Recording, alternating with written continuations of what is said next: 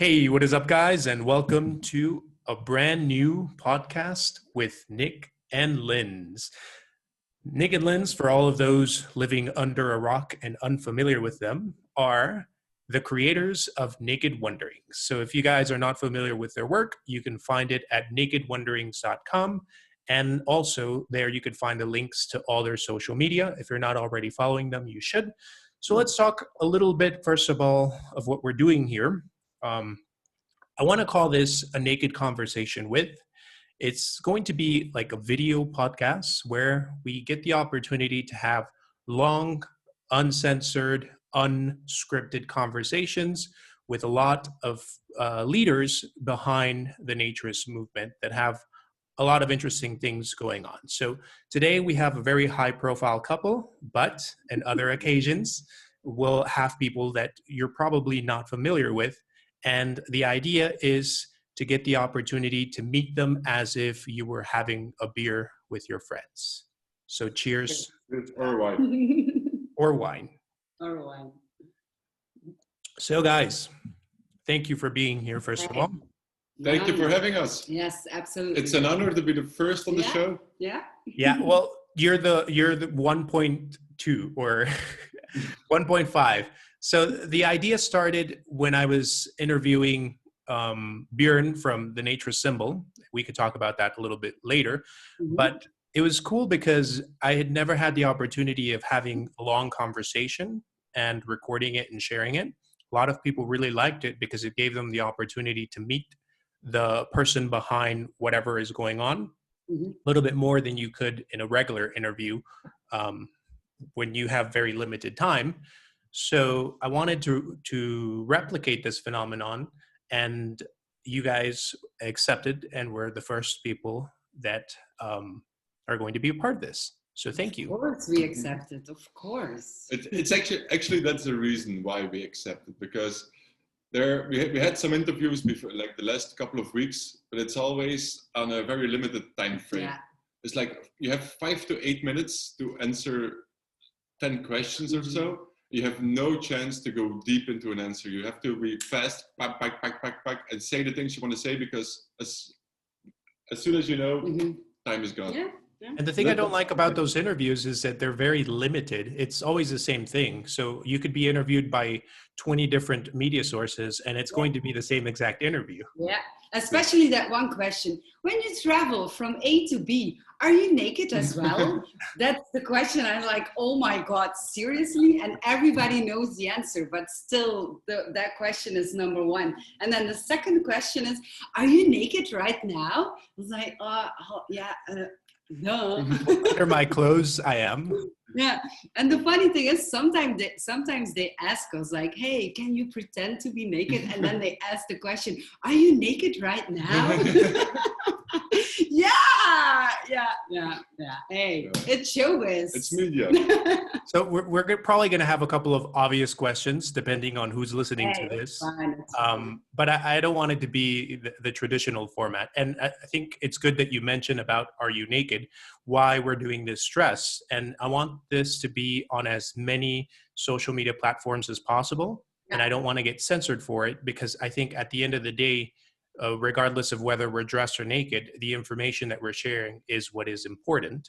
Absolutely. So for all of those complaining right now that you can't listen to us because we're dressed, I'm sorry. This is the way that it's going to be. Silicon Valley, not to us. Yeah, you're going to have to cope with that and live with that.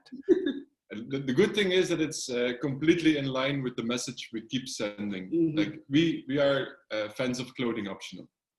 So we don't believe that every naturist has to be naked 24/7. There are some who want to be naked 24/7. That's fine, but the large majority just wants to be naked at times that it's comfortable or possible or nice or fun.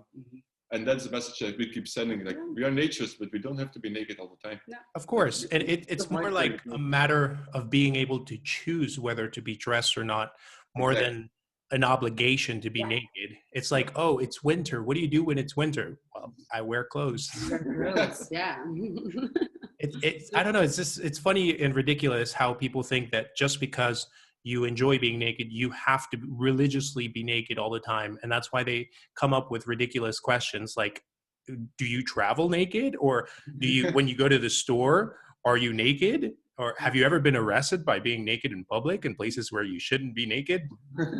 But on the other hand, if people asks us that kind of question, it means that there's still a lot of information that we need to share with the world, because people don't always see it or get it or know what we do exactly. Or so in a way, I don't mind to answer those questions. I don't mind either, but it's silly. But Yeah, it's that, in a way. It's that, and it's media. Like, Yeah, no. it's like you want to get a kick. They want to get a kick from the audience. We are the couple that travels the world naked, which is a great tagline. If they would say like they are the couple who travels the world searching for places where they can be naked, it's like it's a whole other thing. Yeah. But it has to do, as you said, with the sensationalism that sells. Of course. Yeah. But So I want to start from the very beginning, and like as the conversation goes on, have a better comprehension of who you guys are and what you guys are doing. So the first and obvious question is, who is Nick and Linz? How would you introduce yourself? Well, I'm Nick. This is Linz. I imagined it differently. You're wrong, Hector. No. This actually happened last week.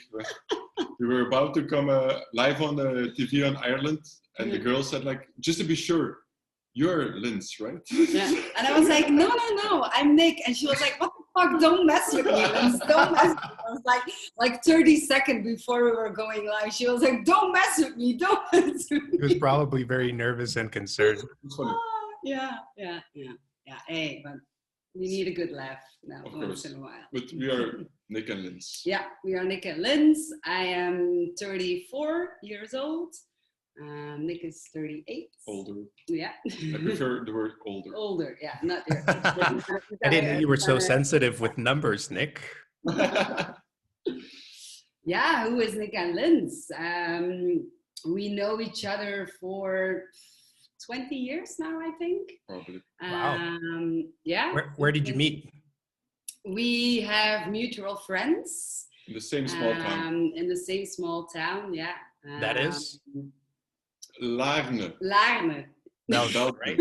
Yeah, Belgium. Very close to Ghent. Yeah, very close to Ghent. Okay, so you have close friends and you guys met, and that was 20 years ago. So you were what, 14 and 17? Yeah. Wow. Yeah, we didn't like each other at all. We hated each other. To be honest. I wouldn't blame you. No, it's true. The thing is, we were in very different stages of our lives, and we both needed stuff to do and to be done before we got settled or even talk to each other. But we were like, yeah, no, you and me together as a couple, no way. No way. Not even as close friends. No, we didn't really like each other very much. No. Who didn't like who, or was it mutual? It was mutual. It was mutual. Yeah, definitely. I just, when we met each other, I just graduated. So I just started working, and suddenly I got like loads of money because I had an income and had nothing to do. So I partied a lot. Yeah. Well, she was still, she still had to go to university. Yeah. So she was in a completely different mindset, and I still have to figure out my way in life. Yeah. While my way in life was made, and I just partied. Yeah. And that was not a good mix. No. We didn't really like each other. No. How was it growing up in Belgium? It was fine. Yeah, it was cool. We had a great childhood. Yeah, absolutely. How's the weather? The weather is it warm during summer?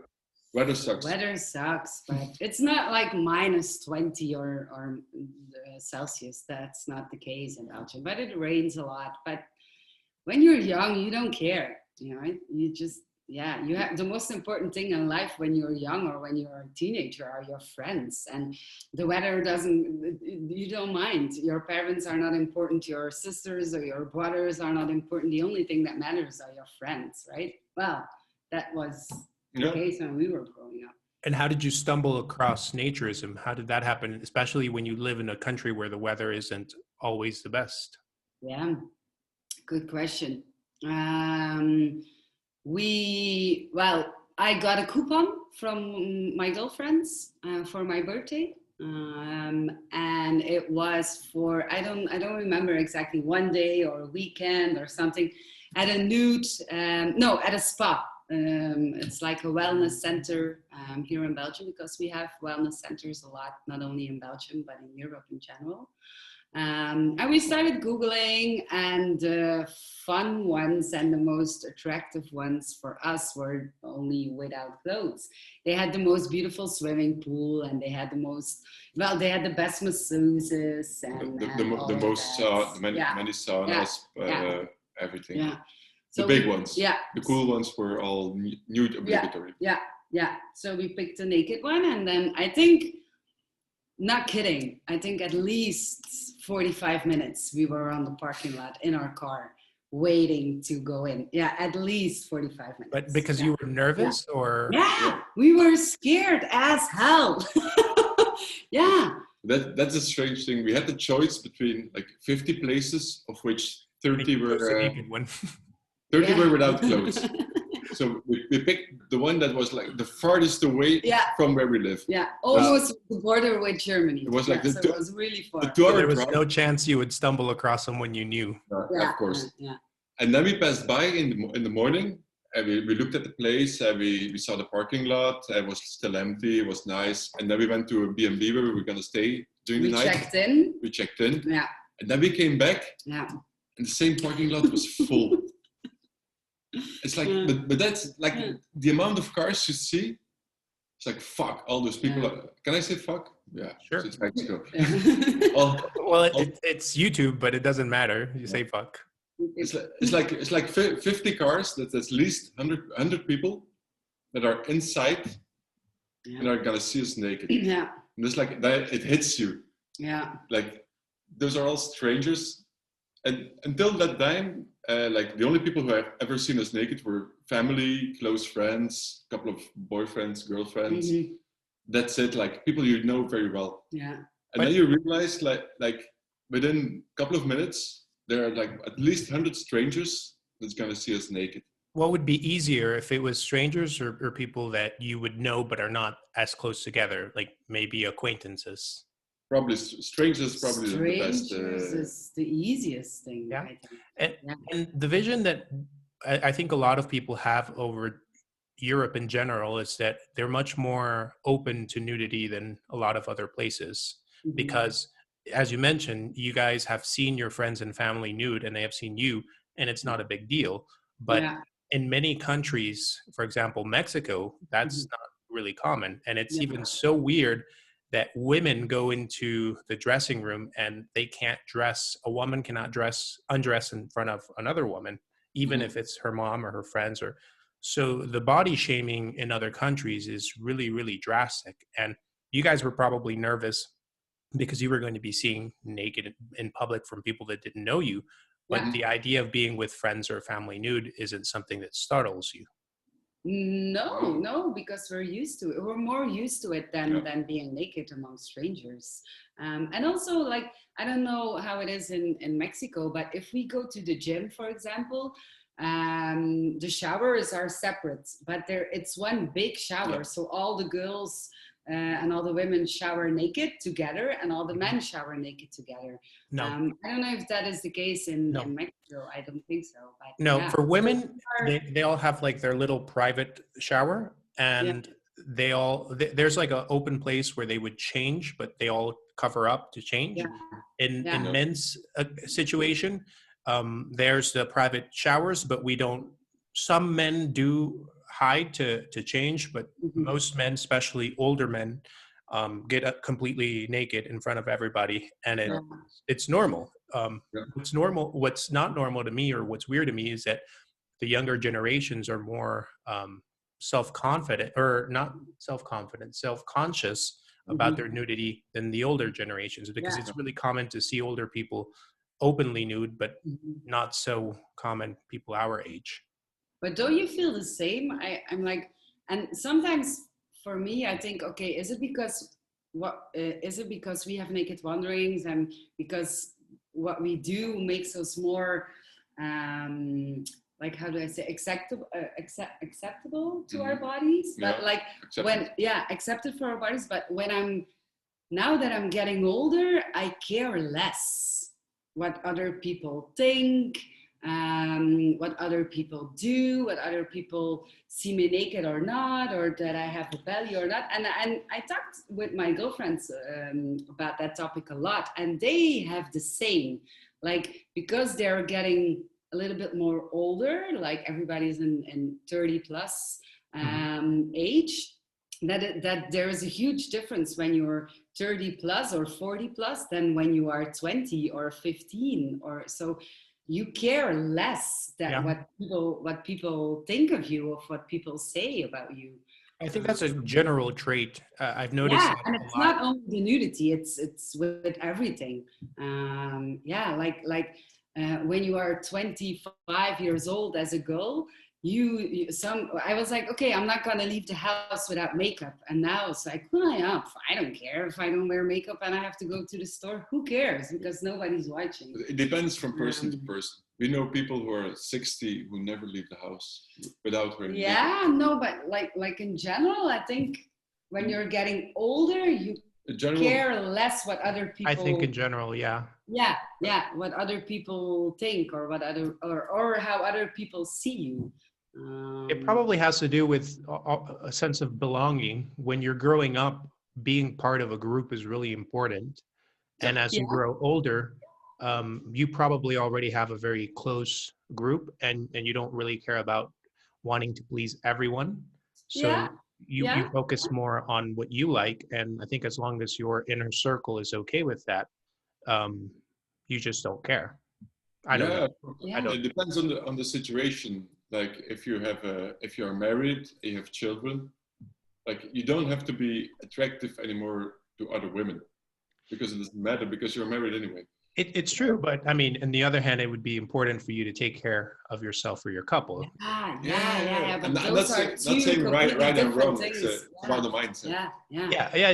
I get it.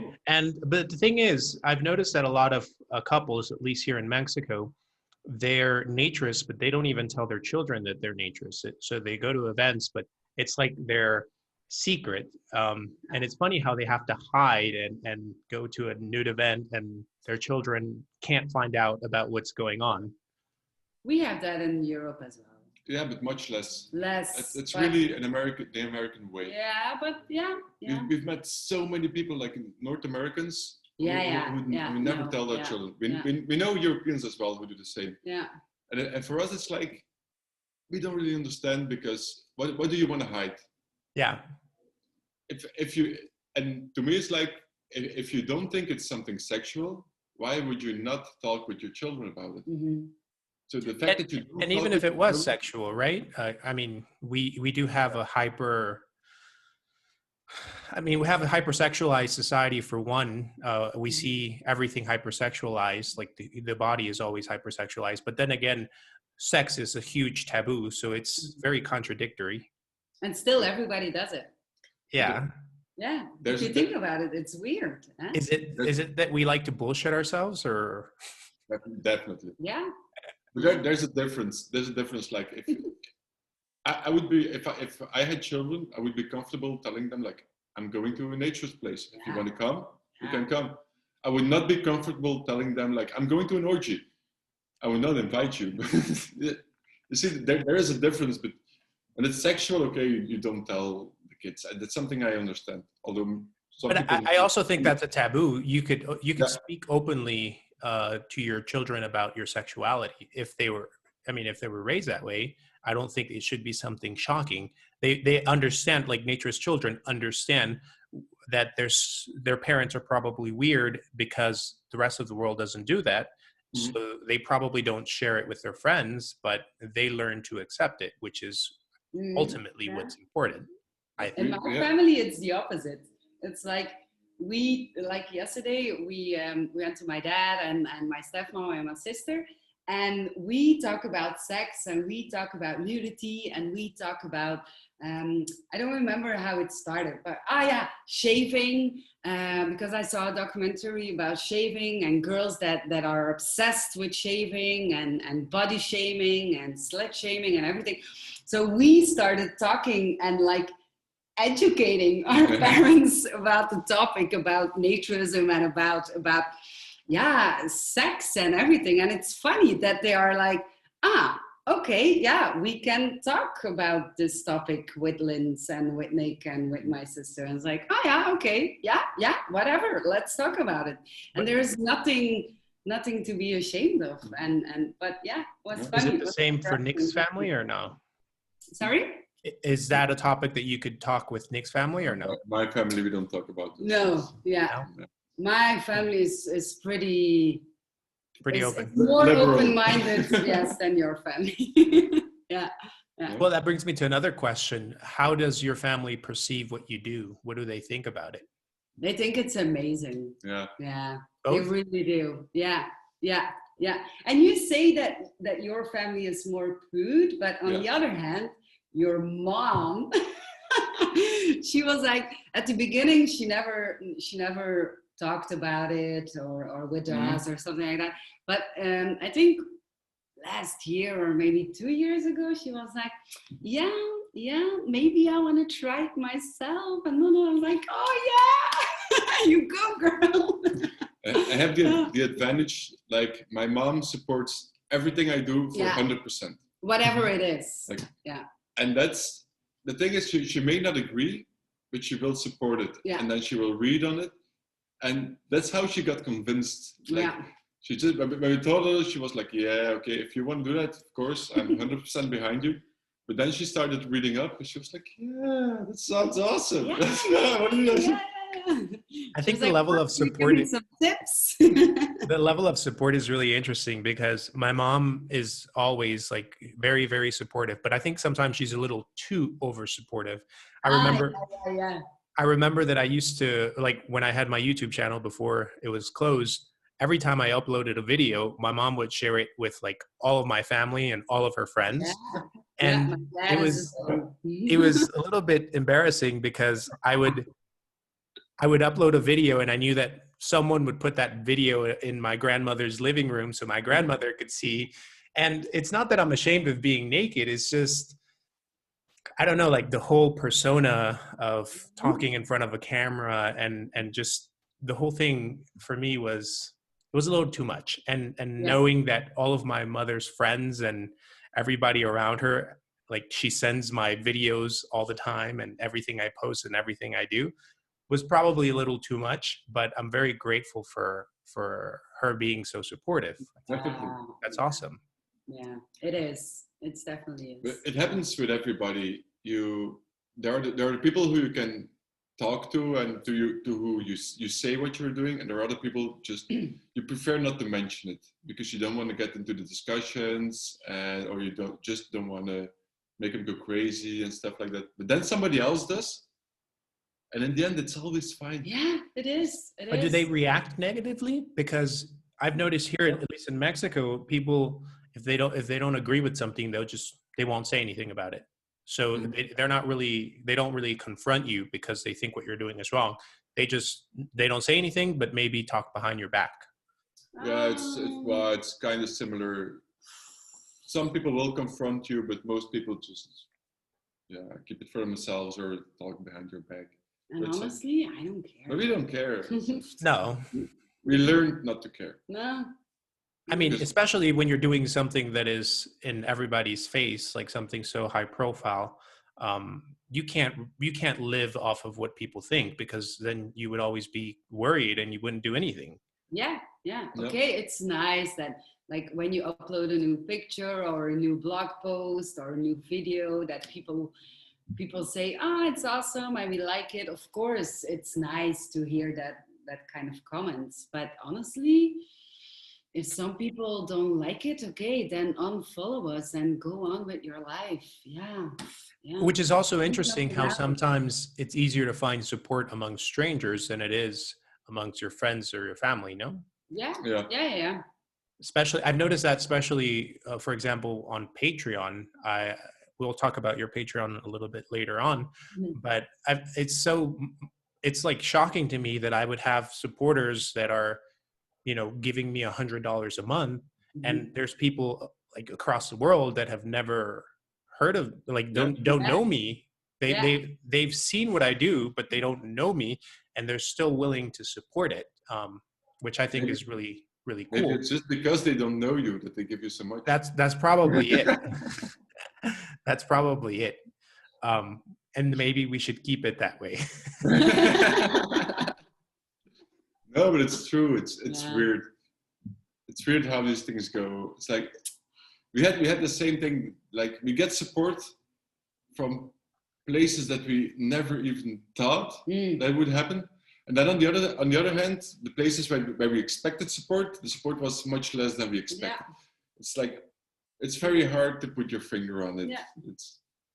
And I don't think there's some mathematics or something behind it. It's just something you have to accept. Yeah. But it's really cool how all these new technologies are enabling a lot of people like us to do what we want to do, like our dreams. And that's probably something that would have been impossible 20 years ago. Yeah.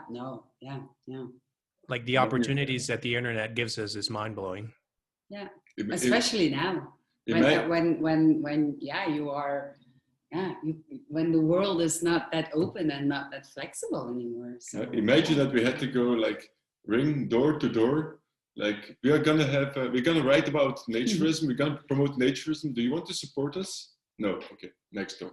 In a way, people used to do that. I'm pretty old school in some ways. Anyway, maybe we should just try it. It would definitely be fun and entertaining if you do it a little bit, but I like old things. I would hate to live that way, like having to do that all the time. It's like you have your little Girl Scout cart. In a box with I don't know what, a flyer or something, or a pin. Do you have time to talk about naturism? Hi. Like the So there's a big discussion in the international community, and sometimes there isn't a lot of consensus of what the word naturism or nudism means. But what is like the general overview of your philosophy when it comes to naturism? What do you think it is? What is it for you? We have one definition. Oh, I'm sorry. Yeah, there's something flying around. Oh, yeah. I don't think I have it. Sorry. You completely messed with my... If people were distracted, they are now paying attention. Cut. This one is for the bloopers. Go ahead, Nick. Full concentration. Go. What was it? Okay. There's one pillar. It's respect. Yeah. Respect is the very most important part of naturism. Yeah. You have to respect yourself. You have to respect other people. And if it's possible, also respect nature. We prefer. And your environment. And the environment. Yeah. But it's about one thing. It's about respect. If you know how to respect people and know how to feel respected, you can be a naturist. If you don't, you cannot be a naturist. And where does nudity go and play into this respect? It's about, you see people and you make your own opinion. And it's about realizing that this opinion is probably not true. And it can go very far. It's like, if you see a woman with one breast, you think a lot of things like, fuck, this must be horrible. But it's most often it isn't. It's the same thing with however you look, however you feel, you should not make an idea of somebody without talking to them, without knowing who the person is and knowing how they feel about something. And that's where the respect is. The respect is in listening to people instead of making your own opinion about how somebody feels about their looks or about who they are. Mm-hmm. What about you, Linz?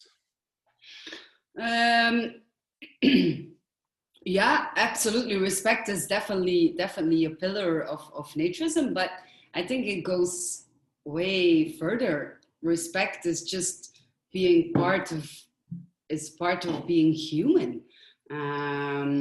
Like should be. Yeah, or at least should be.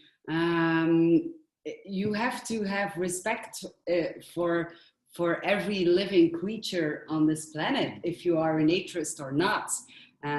But you see, when you are among naturists or among nudists, that respect is more present than in a fashion show, for example. When you have a group of models who are together, or you have a group of naturists who are together, I think that the respect is more present in the group of naturists than in the group of models. Don't shoot the messenger. If you are watching right now and you are a model, then please let me know if I'm wrong. But that's the thing I have in my mind. So respect you have to have if you are a naturist or not a naturist, just if you are a human being.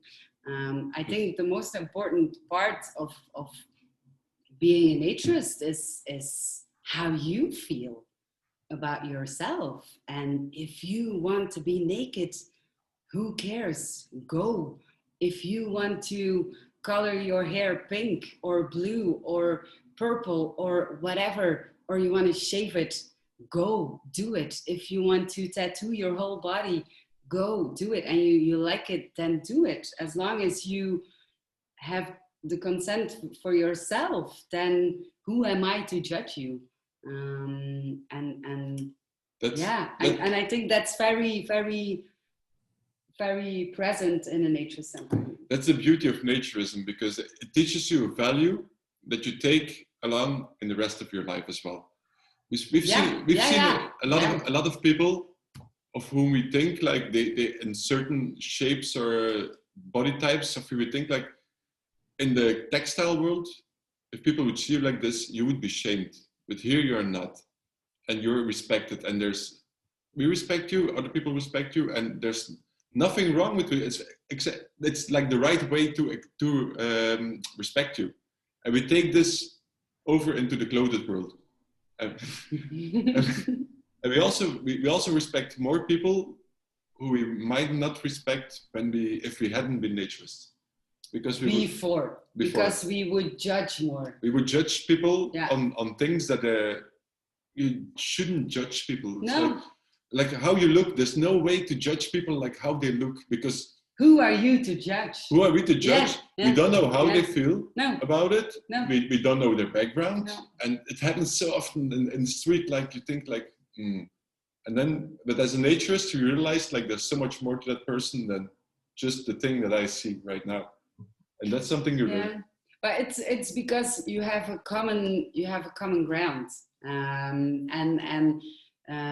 You have it in naturism, but you have it in all aspects of when you join a volleyball team, you have a common ground, and that's the volleyball, because you love the volleyball. So you're also becoming more friends, and you have more respect for each other. It's because you have something in common. And the cool thing about naturism is that you have something in common, and all the material stuff just goes away. When you are in a volleyball team, you have the volleyball in common, but that person's racket or whatever ball that he's playing with is way more expensive, and that's a very exclusive ball, so he must be rich. So you immediately have a picture in your mind of that person, while when you are all naked, you don't have that. You have the common ground, and all the aspects of materialism falls away. It creates a certain atmosphere. Like a couple of years ago, we met a guy with a pouch, like a bag, and of course, when you see that, you look at it. You can't help it. You look at it. And he approached us and said, "I saw you were looking at my pouch. You want to hear more about it?" I was like, yeah. It's like, this is an advantage. Actually, most people will like try to hide it. But he had no way to hide it. Yeah. So it was just there. And so he went up to us like, want me to talk about it? Because I can tell you about it. It's like, this is awesome. I want to hear about. I want to know how this works. And he always attached a sticker to his pouch. What was it? Live once, be naked. Yeah, something that was it. So because he knows that people are watching, and he knows when people see me walking around the Naturist resort naked, that people stare at him. So he was like, yeah, okay, I can leave it like this, or I can make something funny about it and live once, be naked. And that was definitely the opening for a great conversation with the guy. Yeah.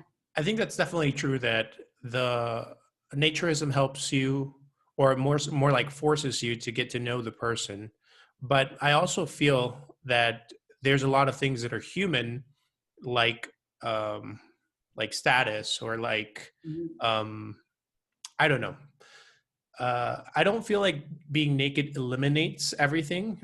I mean, it definitely is wonderful and it makes us in many ways better, but it also doesn't make us superior, because there's an idea of superior morality, that naturists are better than everyone else because of... No, please, God, no. And it's funny because I think that there's a lot of the naturist philosophy is built over this idea of moral superiority. And sometimes that generates a lot of segregation, which is probably contrary to what we ought to want to accomplish, that is to bring people together. When you take off their clothes, you have to get to know them. But then there's a lot of invisible barriers that we have created as naturists that separate us. Yeah. This is partially the fault of naturist federations, who say that every naturist is the same, but when you join the federation, you're a better naturist. It's true. I think what's really interesting about the naturist federations is that they're working off of a no longer effective model. I think it was built 50 years ago, and when it was built, it made perfect sense and it worked. But the world has changed, and these federations remain exactly the same. And then they like to complain that young people no longer are interested in naturism, but you go to a naturist club and it's like a retirement home and everyone is playing bingo. And it's like, obviously no wonder young people are not drawn to this. So what is your take on institutionalized naturism? We have been contacted by several naturist federations who ask us how can we attract more young people, like more people your age. And we ask them, like, what did you try?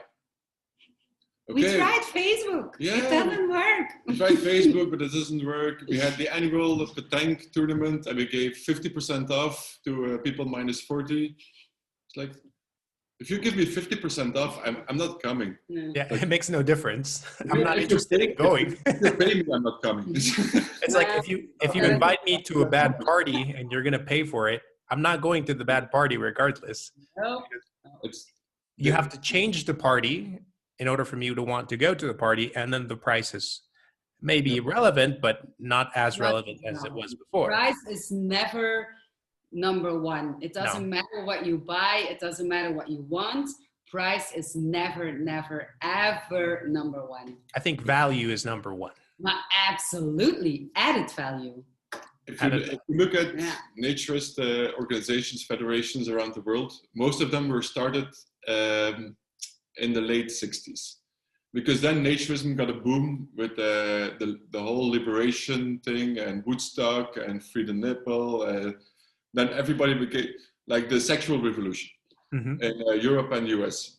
And that's when most naturist organizations were born. So those people were in their 30s, 40s, maybe. And they grew older. And in the 80s, 90s, they were like 50, 60. They didn't want the big parties anymore because like, they get older and they want to be more relaxed. And so they organized the organization like that. It's still fine because everybody can still do everything. But now they're all 70 or 80. And or plus. And they start realizing like, we can't handle this thing anymore. Like we cannot wake up at 7 in the morning to clean the pool anymore. Who's gonna do this? We need young people. but the young people need to fit in the mindset of the older people. 80-year-olds. That's the thing. They don't want to change anything. They just want younger people to pick off where they left off. But young people are not interested in doing that. That's exactly the same thing that we tell everybody who asks us. We would like to have more young people. Say, get young people in your board. Yeah. Ask them if they don't want to come, pay them. But but make sure that you get them, because people follow a face. There's a reason that Naked Wanderings, our reach is a age between 25 and 50, more or less, our average reach. I'm guessing that your reach will be a little bit lower, might be 20 to 40. It's normal. You're 10 years younger than us. Yeah. It's 20 to 35. Yeah. Yeah, so, but it's normal. It's normal. Because you attract someone that is similar to you, that can empathize with you. You have a connection. People want to relate. People want to relate to you. Yeah. They want to relate to the face of the organization. If people see and you are 15 years old and you're watching us, we are old. When you are a teenager, we are old people. So they're because like, you can't relate to it.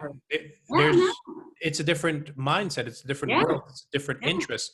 Yeah. And I remember this because I went to a party. Well, I went to a party like 5 years ago when my friends' sisters were 15 years old, and everyone was in their phone, and we were like, "This isn't a party," because they were like playing games and sharing memes, and they would just show the phone and they would laugh, and it's like, really, this is not a party. And then this year, my friends' sisters are 20, 21 years old now.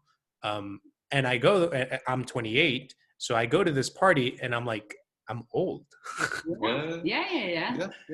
You're old for them.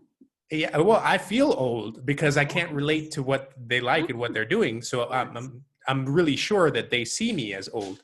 So for me to want to attract someone that is 18 years old is going to be impossible because I can't relate to them. We would probably have to find a way to get someone within their same demographic to create. And you have to give them liberty. It's not enough to put them in charge. You have to give them liberty and you have to support their decisions. Because if you want to get a young face, but to organize the bingo, you're not going to get young people to want to go play bingo. You have to give them the liberty and the resources they need to do something that adapts to that demographic. Yeah. And the thing is, bingo is actually a lot of fun. I'm not shaming bingo. It's just an example. It's a fun game. When you play it with people of your own age, it's a really, really, really cool and awesome game. It is, and you can win really nice prizes. But I think in Mexico, the age difference is the karaoke. Every time someone asks me if we have karaoke on our events, it's like, this person is old. Hey, we did karaoke on your event, and it was a ton of fun. And I have nothing against karaoke, but it's like a trend that you notice. We haven't had a lot of young people like 18 years old asking for the events, but I'm pretty sure they would have like something. You would identify that there's something that they like and that they're looking for, and if you're able to provide that, then they're interested in going. Sure. We in the beginning of Naked Wanderings, we got the comment, like we always said we started Naked Wanderings because we were often the youngest at naturist places. So we wanted to tell people our age that naturism is really cool. It's like something you have to try. And then the older people started to react, like, what's wrong with old people? Like, why in naturism everybody is the same? So why do you have to make a difference in age and stuff like that?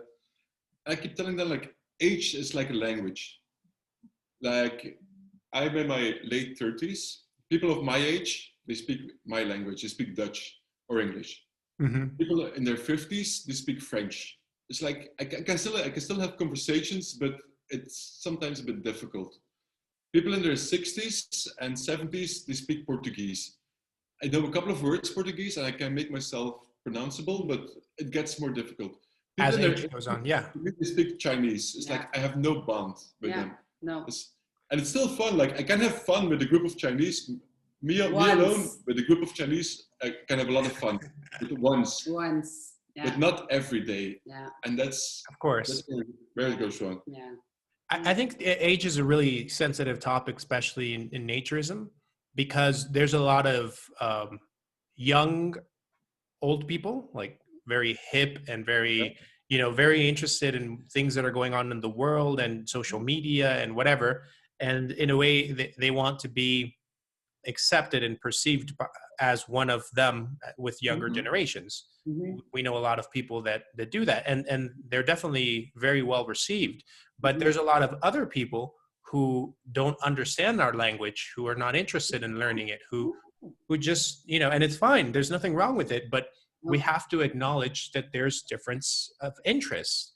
And this also happens with minority groups, with diversity, with, you have to understand that you don't understand and that your interests are different. And if you really want to attract someone of that same demographic, you have to find someone that represents them, and you have to give them the freedom and the resources they need to make it work.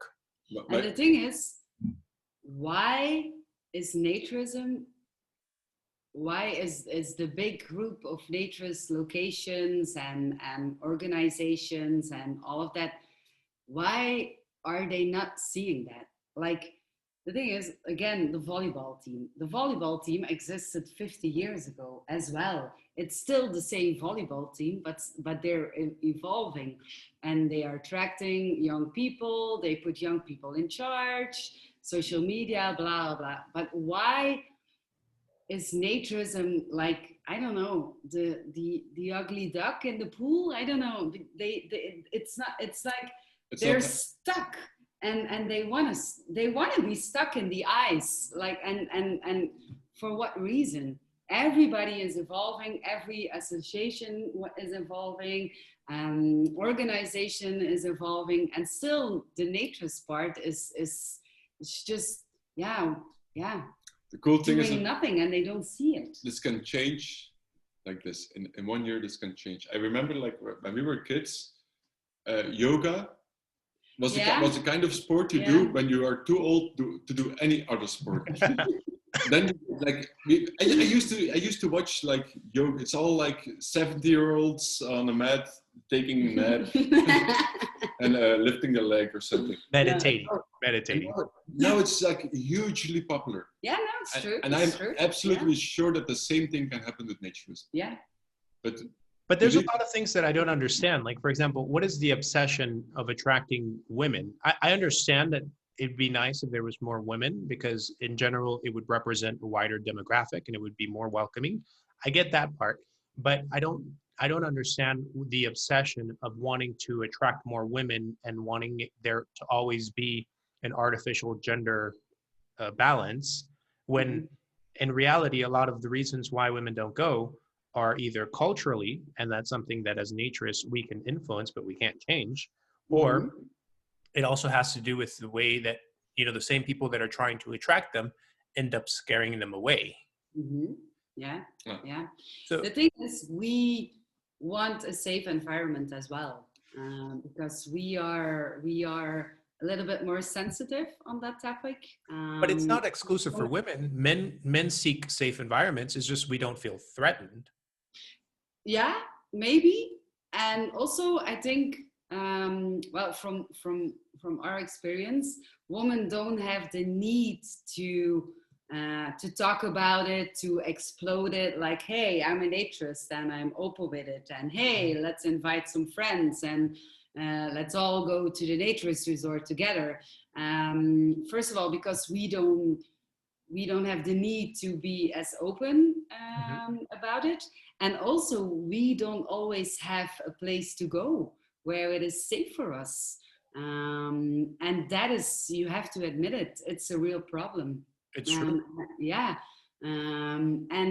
If you go to the beach, and sometimes they are perverts on the beach, not on every beach and not always, but if you see some perverts on the beach, excuse me, but 99% of them are male, and not female. So I think it's normal that when you are a woman and you just want to enjoy the sun and you just want to lay down, have a drink with your friends, that you want a safe environment. Of course.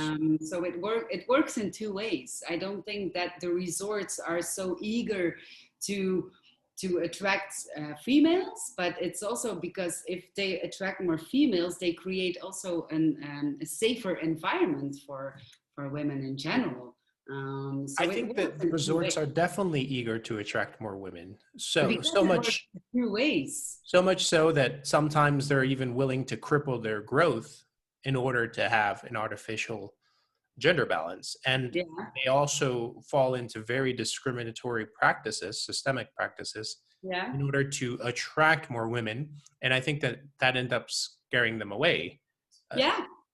But if you ask any resort in the world, who are your favorite customers? It's always couples. Mm-hmm. Every resort wants couples, because couples, they don't, like 95% of the couples don't make a mess. They behave. They are not perverts and stuff like that. So, but that creates a balance. It's male. Let's think about the male-female couple. Of course, they are gay couples, but it doesn't really matter. But they want a balance. And it's something male, like lots of men have the idea of show me yours and I'll show you mine. So, and not only in a personal manner, but also in a female manner. We met a lot of men who are a couple who feel threatened by a single man. Because you can see my wife naked, but you don't have a wife that I can see naked. Yeah. But that's a very heteronormative mindset. But definitely. I'm not saying that I agree with it, but it's how it happens. It creates an imbalance. Like people, like the favorite customer who is a couple is not very happy anymore, because the imbalance is there. So that's why resorts always try to create the balance, that there are more or less an equal amount of women or men. And honestly, like, I don't care.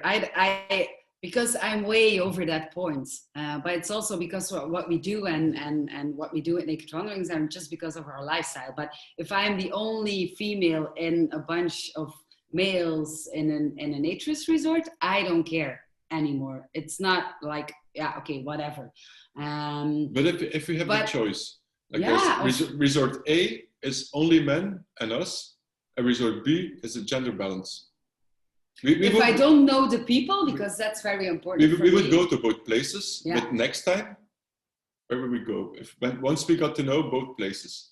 But I think that's not the only variable that you would take into consideration. It's also the accommodation and the fun you had, and it's not only about the balance. I've noticed that a gender balance is more of a big deal for men, especially heterosexual men, than it is for women. I mean, women, as long as they're safe, they don't really mind. As long as they're safe and comfortable and feel respected, it doesn't matter.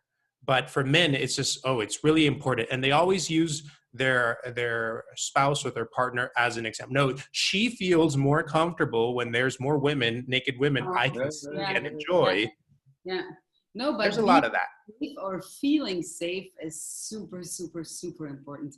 And more important for us than for you guys. I think it's as important, but as I mentioned, we don't feel threatened by the circumstances because it's an environment that we build. It's an environment that men feel comfortable in. The thing is, women don't feel comfortable and don't feel safe in this environment, and we have to evolve. But I think a great way to do it is have more women in charge. More women in leadership positions. We need more faces. We need more female faces for naturism. But that's a whole other topic. We have been to both places. We have been to places that were majority men. And you still felt completely comfortable. We have been to places that were gender balanced, where we thought like, okay, this is not fine. No. So it really doesn't really matter. It's all about situation to situation. But you don't know that. And the thing is, you don't know that before you go in. And when you go in as a female or with your girlfriends or alone, and you know that the balance is there in your mind before you would enter, you would be more comfortable than knowing that you're gonna be the only female in the bunch. So it's a normal reaction.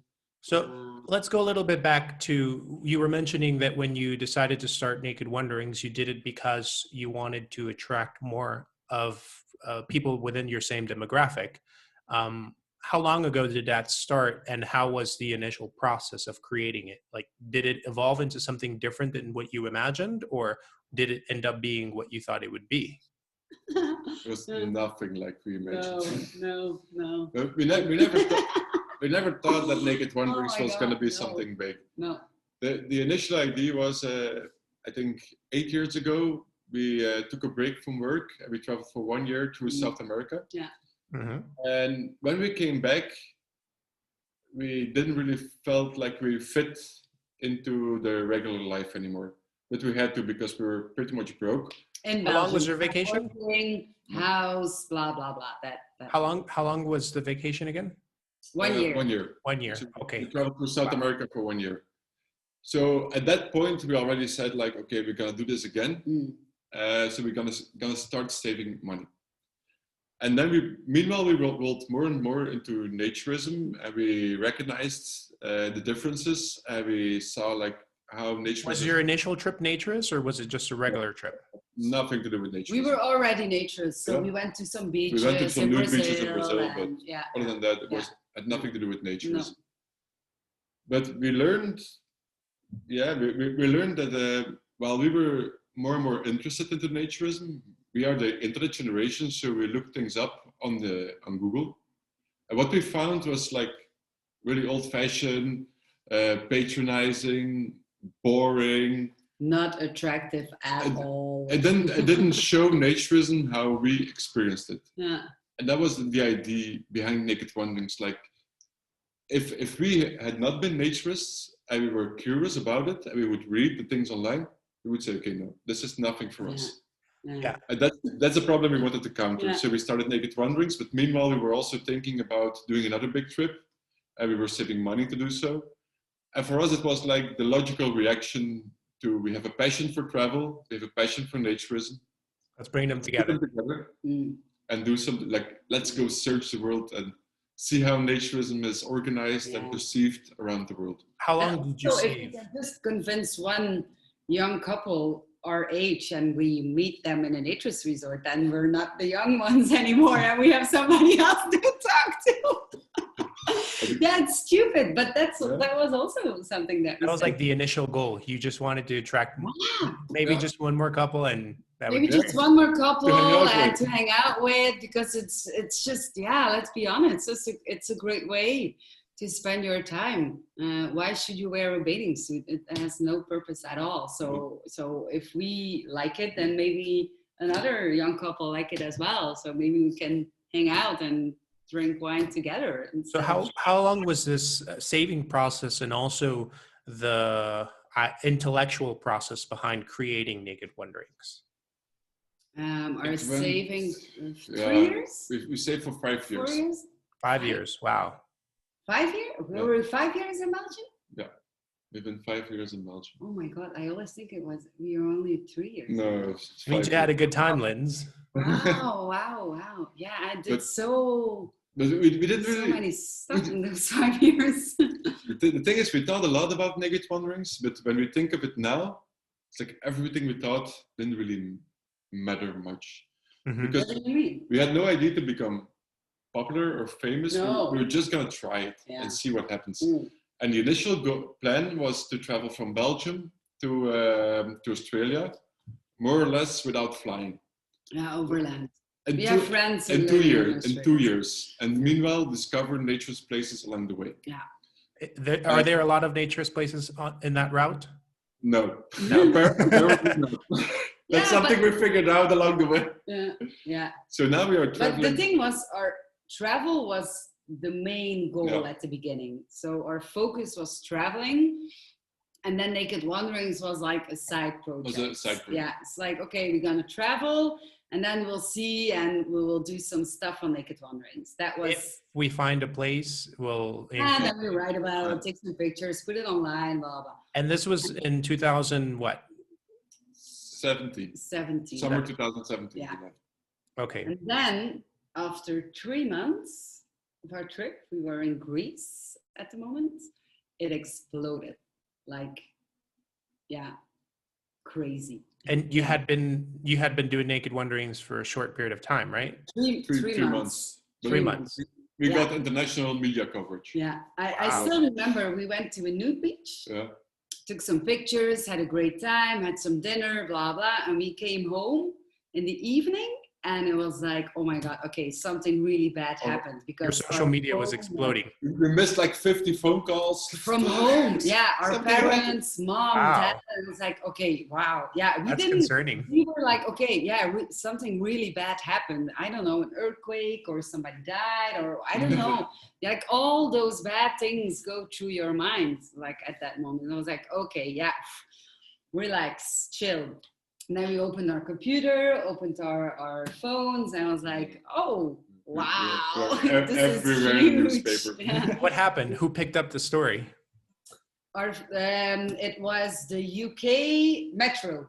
We gave an interview to we had given a couple of interviews before to German newspapers, but it always stuck within Germany. It was always very small. Yeah. And then we gave another interview to Metro in the UK. Yeah.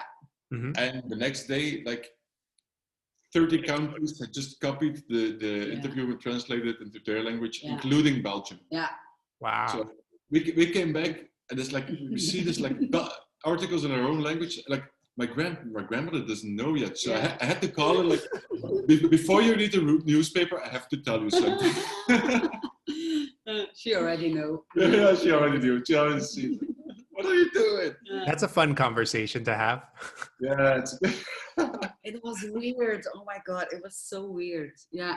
I got a friend from New Zealand send me a message like, "You're naked in my newspaper." Why are you naked in my newspaper? Yeah. It was cool. And then we had to make a decision. Like, okay, are we gonna continue travel and travel for ourselves and Naked Wandering is going to be a side project, or are we going to focus and still travel but focus on naturist travel? And we took the second route and made it a full-time job. As a result, we never made it to Australia, but we went to Mexico twice. Our friends three times. Yeah, 3 times. And our friends are still waiting for us in Australia. And we were like, hey. I think the first time that we got in contact was probably in 2018 after I was elected, right? Yeah, a little bit before that, before your election. Yeah. Well, I think it was a little bit before, before I went to Mexico City, we did the election and you guys were a little bit hesitant, I remember, to come to Guadalajara. But as soon as I won the election, that changed, which was interesting. We had no purpose to go to Guadalajara. I mean, there's really no reason to come to Guadalajara. No. It's a great place, but we don't have like naturist places or beaches or anything like that. Yeah. So everything exploded. You guys saw importance and value into this, and what changed? Like from that point on, what did you start doing that was different? Was it already called Naked Wanderings by then, or when was it called Naked Wanderings? It was already Naked Wanderings. Yeah. Naked Wanderings from the beginning. Yeah. But we had to choose more carefully. It was also we made lots of mistakes. We went to Asia. Stupid mistakes. I mean, we thought like half of Asia is Buddhists. Buddhists are like relaxed people. They don't care about other people, so we can probably be naked everywhere. We had no idea that Buddhists don't like nudity. They don't? No, they don't. I can tell you. So we arrived in countries that we thought like, okay, we can go to the beach, we can just be naked, nobody will care. And it was nothing like that. No. We didn't research enough. We ran into problems. We lost our India visa because for stupid reasons, because we booked to the wrong airport and all kind of crazy stuff. We're not really good at what we do, actually. We're not really good at traveling. And then we are super spontaneous. It's like if somebody tells us, will you come with me to that place? I'm like, yeah, whatever, and let's go, and we'll see what happens. So sometimes we. The thing is, we decide in Greece. We decide, okay, we're gonna put the focus on Naked Wanderings. Now Naked Wanderings becomes first. Travel becomes second. And then we go to Asia. And the next 3 countries we go to, there's no naturism at all. we run into difficulties like, what am I going to write about on the blog? It's like we have to keep roll, we have to tell stories, but there are no stories.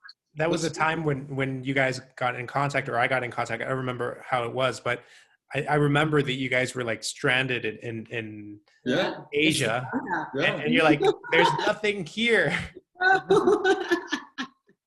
And then we decided to skip a couple of countries that we really wanted to visit travel-wise, but just because we ran out of ideas and stories, we said, okay, we have to focus on Naturist places. But the thing is, the cool thing is that now that we told people, hey, if you want a Naturist vacation, don't go to Sri Lanka. Yeah. We've been there. There's nothing to do.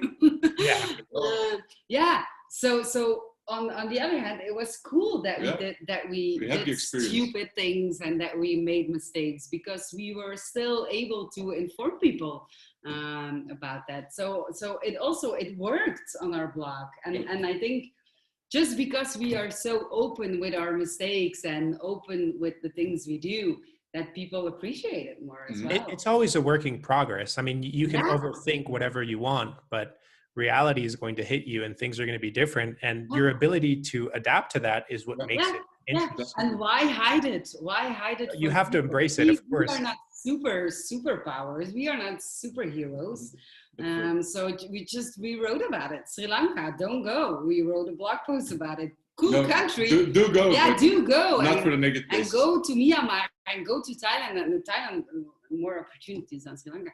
And go, but Naturist opportunities, not so much. But then like the coolest thing happened. We felt stuck because we realized we have to focus on Naturist places. In Asia, there are not that many. There's one resort in Bali, and there were about 5 in Thailand. Yeah. So we knew we have to focus on those countries, the planes to Bali, to Thailand. But we felt like, what's gonna happen next? And then we got a call from her friend. Yeah, one of my best friends. Who said like, I got a big promotion. I'm gonna give a party in New York. I want you to come. And I'm paying for That's a huge difference. Check. And we were like, okay, this is an opportunity. Yeah. Like, we are stuck in Asia. We have some plans to go to Australia, but we have no idea how it's gonna be there. But now we have a chance to go for free to the United States and see what happens. Yeah. So we took a plane to the United States. We went to New York. It was shit weather. We were hoping to go to Gunnison Beach and to Rock Lodge, but nothing of that happened because it was so cold. Yeah. But then we moved on. We went to California, went to great places. Remembered you. It's like, hey, there's this guy in Mexico who wants to meet. Let's send him a message. Like, come on, Guadalajara. It was awesome. Like we arrived at, I think, 1 a.m, Guadalajara airport. Yeah. We had no Wi-Fi, so we wanted to get an Uber. It didn't work. Had to ask a guy next to us, like, can you order an Uber? It didn't work as well. Took some time, and Uber came. And then we arrived at your place. There's like a big fence, and we see from the dark like a naked guy walking to the fence. Like, we have arrived. This is where we have to be. Yeah. First, we need some sleep, and then let's have a coffee together. I still remember that first cup of coffee. Yeah. Okay. So. Yeah, that coffee was amazing. Yeah, that was a really, really good coffee. We do our best to have good coffee at home. We don't like any of the instantaneous stuff. We were so tired, and we were just so happy that we made it. And then we had the chance to meet you, and the weather was great, and even we were super tired, but still was like, What's relaxed because it was strange. Like we were gonna meet you. Yeah.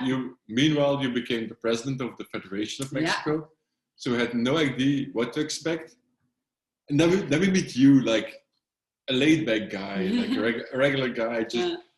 Having like somebody we can relate to, having fun. Like if you want to sleep until 12, sleep until 12. Don't worry about it. Yeah. It was like really fun. I mean, it's something that we all have, like a persona. So, and that's part of what I want to do with this podcast. That people have like a preconceived and edited image of who you are, because we have to be selective with what we put out there. So, and it's really hard also to convey that the real interaction. So, I mean, when I met you guys, I also had no idea what to expect. Yeah. I had read your articles and followed you guys on Instagram and things like that, but that doesn't make a fair representation of who the person is. No. And I think especially in what I've been doing, I've been working a lot in the institutionalized size of or area of naturism. Like I started the community, I was in the federation and so on. So that might give a more formal, or at least I think I was talking with Andrea and Arturo about this the other day. I think people can perceive me in like a very conservative way, Mm-hmm. but Yeah. I don't think that that's a fair representation. No, And I'm pretty sure that happens to you guys. of course, because there's a difference between what you say on record and what you don't say on record. There's a difference between what you say to friends and what you say to people you don't know. And there's something we stand for. Mm-hmm. And yeah, it's not because we promote naturism that we spend every day from morning to evening telling people like, you have to become naturist. That we can't talk about anything else anymore. Yeah. No. Or get drunk and joke around and say or do stupid things. I mean, that's fun too. Yeah, of course. That's absolutely not who we are. We Of never course get not. drunk. We never say stupid things. We No. Never get drunk. Places. Never, ever. Hey, we're still human, you know? I remember when we, at the end of our stay at your place, we interviewed you. We bought 3 bottles of wine. I think you did an excellent job. Like that interview was so edited. It's like even I was reading it and I'm like, wow, this is such a great guy.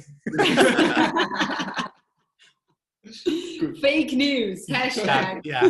Hashtag fake news. But I mean, I wasn't gonna say anything about it because I looked so good under that Naked Wonderings light that I didn't want to change it. No, but we could have written a completely different story about how we spent the day. That day, exactly the same day, we went to the center of Guadalajara. How long were you here? Like a week or so, or just a couple of days? I don't remember. I think 5 days or a week or so. Yeah. We did a lot of really fun things during that week. We went to Guadalajara Center. We went to the tourist stuff. We had coffee together, and we could write about that. Mm-hmm.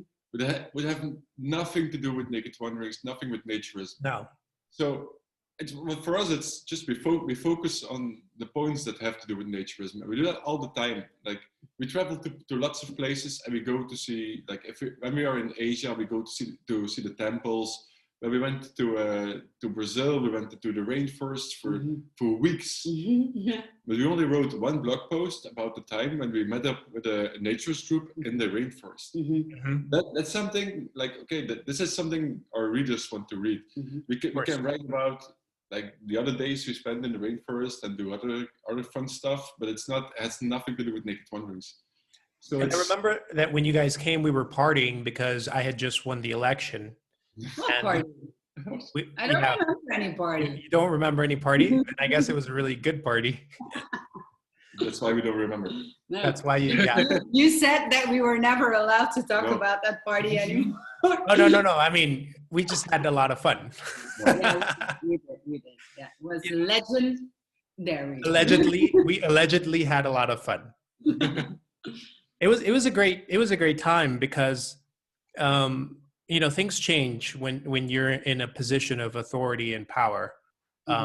And the authority and power is not as great as people think it is because it's actually very limited. And that's something that I found out of the institutions.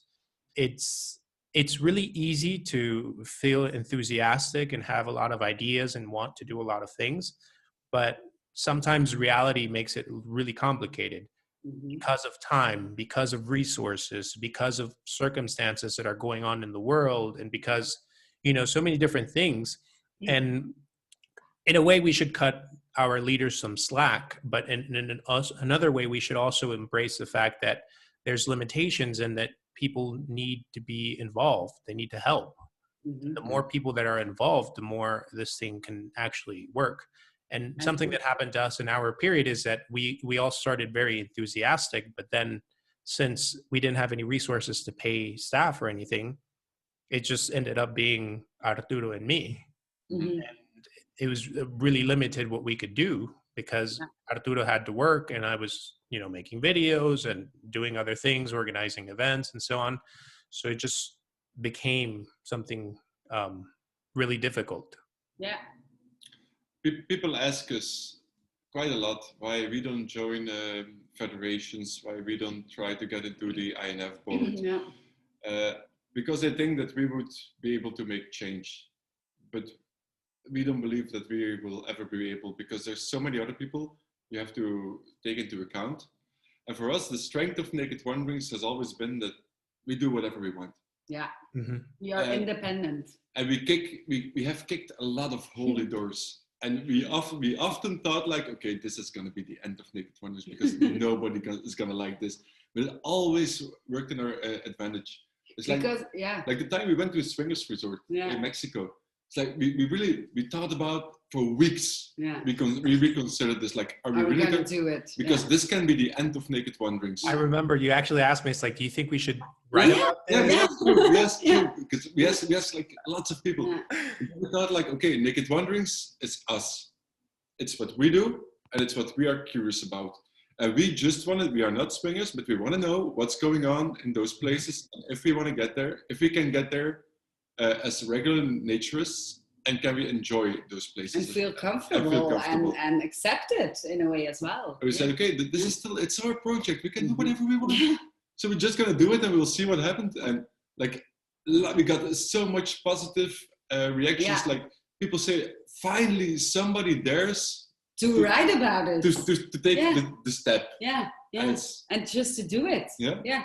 Yeah. I think that's interesting because when we first start off in naturism, we want to undress, we want to take off, we want to get rid of like all this baggage that we have been accumulating over time. But then the moment that we start getting an audience, we start feeling responsible and we start self-censoring or self-limiting what we can do or what we can express. And sometimes it becomes unsustainable. We have to be genuine to ourselves and we have to be genuine to others, but we also have to be careful with what we promote.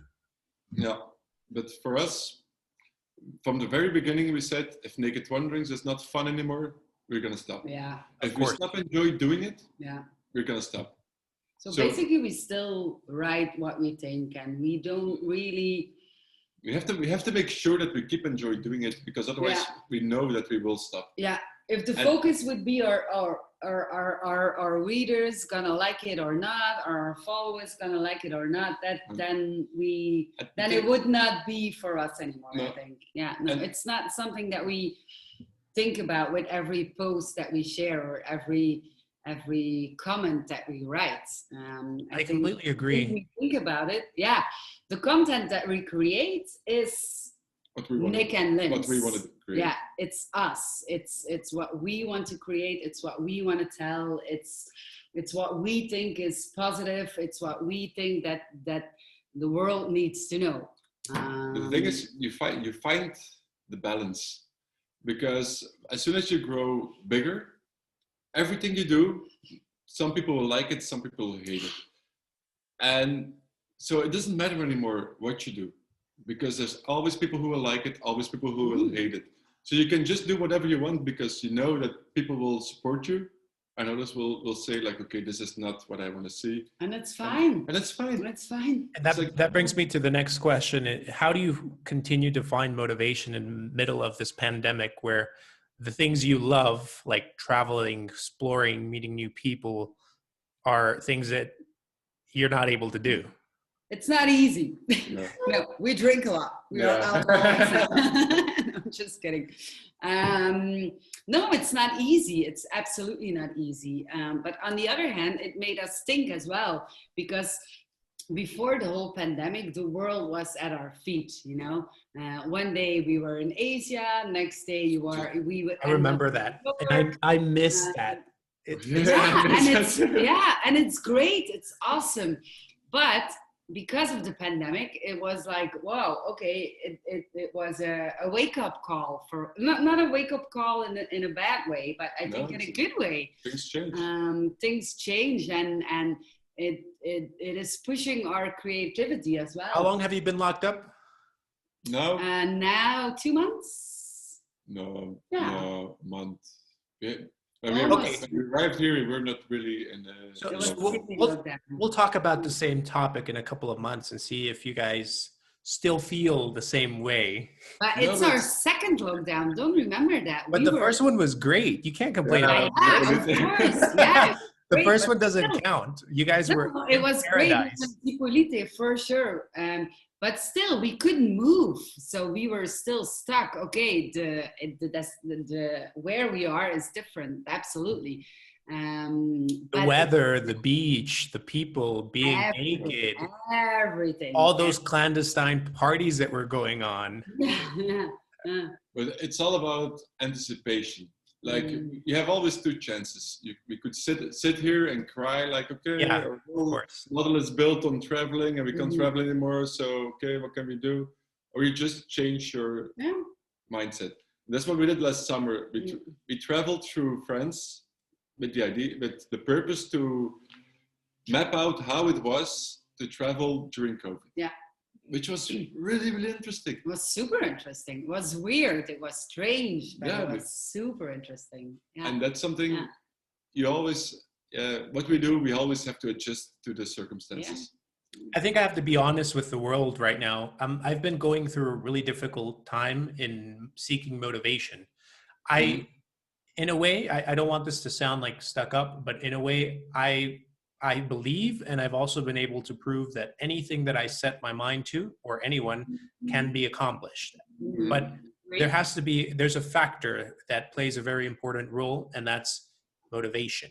Yeah. And right now, for me, finding motivation is really challenging because all the things that were going on, like organizing events or like traveling or like meeting new people and having like new projects and just all this, I think what I really liked about it was all this constant need to evolve and to learn and to explore. I really love that. Like I was in love with that. And now this seems like something that is very distant. And even though we are pretty advanced in this pandemic, we probably are not even halfway through it because we still need to find a vaccination, and then we need to distribute it, and then we need people to take it, and then we need to see, like, it's probably another year before we go back to what we consider to be normal, and that probably will never go back. No. But the good, it's like the best things happen during crisis or right after crisis. Yeah, like never waste a good crisis. It's going to be a huge opportunity, of course. Every major revolution happened like after a world war. Yeah. And even like the smaller crisis, like the economical crisis of 2008, even 9/11, everything that happened after it, the great things happened after it. Which is curious how we refer to them as little crisis now, but if you compare to a world war. Yeah, of course. No, but before COVID, those were like the huge moments of our times. Now they're like, it's relative. Everything is relative if you think about it. No, but it is relevant. Happen. Yeah. So I agree. Do you think naturist resorts that were already living off of a negative like loss, like because they were not profitable, do you think those places will survive? Those places will. Unfortunately. Yeah. Fortunately or unfortunately? Unfortunately, it's the ones that that were profitable who will suffer the most. Yeah. Because they won't be profitable anymore for a long time. We were investing in a lot of different things, in new technology, new things in general. So the promising ones are the ones that are probably not going to survive. Yeah. But we've seen very interesting things this summer, like in France. The resorts that focus on that are French, lots of resorts in French are foreign owned, like especially by Dutch or by English. But resorts that are French owned mostly don't get a lot of people. They get a lot of French, but don't get a lot of foreigners. Language is a huge thing. Language is a thing in France. But this summer it completely turned around. Like the French owned resorts, they were having the summer of their lives. We've been to 2 or 3 places who said that this is the best summer ever. While resorts that were Dutch owned or English owned, they said this is the worst summer ever. And the thing is, because the French people, they were still allowed to travel, but only in their own country. Mm-hmm. And France is a really big country, so they were traveling in their own country. The Dutch people were not allowed anymore to go out of the Netherlands. So they were traveling in the Netherlands, but not to France. And the thing is, there's not a lot of exciting places to go in the Netherlands to get naked. Yeah, right. they are. I mean, there's a lot of spas and saunas and things like that, but you don't have a lot of resorts, do you? Do you have a lot of resorts? But the thing is, when, like, the people from the Netherlands, and if you are watching and you are from the Netherlands, I'm sorry, but most of you guys don't speak French. It's a proven fact. So that's the thing with French. Like French, for them, it's really important if you speak their language. It's like essential. That's what I mean. The rest of the world is okay with speaking English. If you are a Dutch person and you are opening a resort in France and you don't speak French there, and you focus on the Dutch people who wants to come during COVID, those people are not coming anymore. And the French people, they don't want to go to your resort because you don't even speak their own language. Yeah. You are in France and you don't even speak their language. So they were like, yeah, no, I'm not going to you because we have a lot of more options. And that's really a typical thing that we saw in France. Especially this year because traveling was dangerous. A lot of people think, I want to travel and there's a risk that something will happen to me. But if something happens to me, I want to make sure that I can talk to somebody who understands me. Of course. So a resort that is owned by a Dutch owner will attract lots of Dutch. But the Dutch were not traveling a lot. Yeah. So they lose lots of... But I think you touched on a very important point. If they're in France, they have to speak French. If like you're in Spain, you have to speak Spanish. If you're in Germany, you have to speak German. But so France is really. I think if we would have to pick one country in Europe that is very patriotic, it would be France. Yeah, definitely. Yeah. So if you are in Spain, south of Spain as well. South of Spain, yeah. But if you are in Spain and you say hola, and then you say something in English, then they would say, okay, whatever. If you're in Barcelona, but if you're in Malaga, no, and you say something in English, you say no.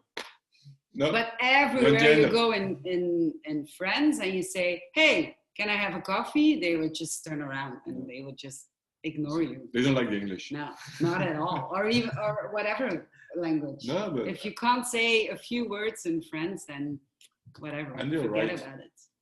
So something that you guys mentioned that is really important and interesting is that right now it's an opportunity to focus on your local community. So the places that rely or that have invested in the local community are places that are going to be a little bit better off, more likely to survive because of the travel restrictions than the other places that have invested more of their time and resources into foreigners that would sustain their business. Mm-hmm.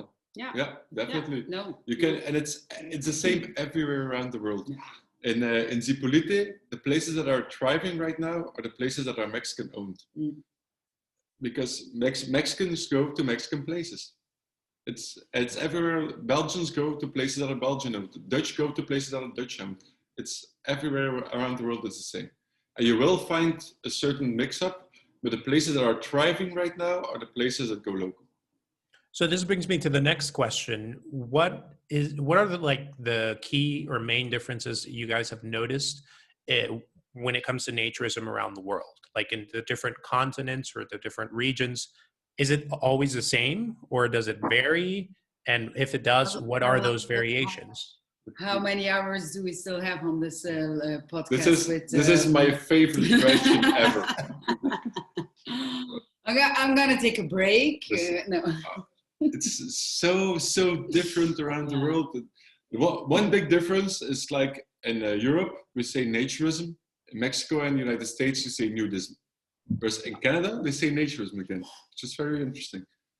And it all means the same, but the differences are so huge. Like in in Europe Europe, we see a huge revolution right now with young families. Like lots and lots of young families become naturists. It's a revolution that the United States are missing. Like families are pretty much gone in the United States, which is weird. But I think it's yeah. Well, it's because their families now have families. No. So they've outgrown that family period. Yeah, in the United States, we more and more the places we visited were more like, it's sad to say, but it's like they're like retirement homes. Yeah, which is cool in a way, but for us, it's hard to relate to people. I think it's cool, like when you go to a museum and you notice something that is different and you learn about it and whatever, but you're not going to hang out in a museum. Exactly.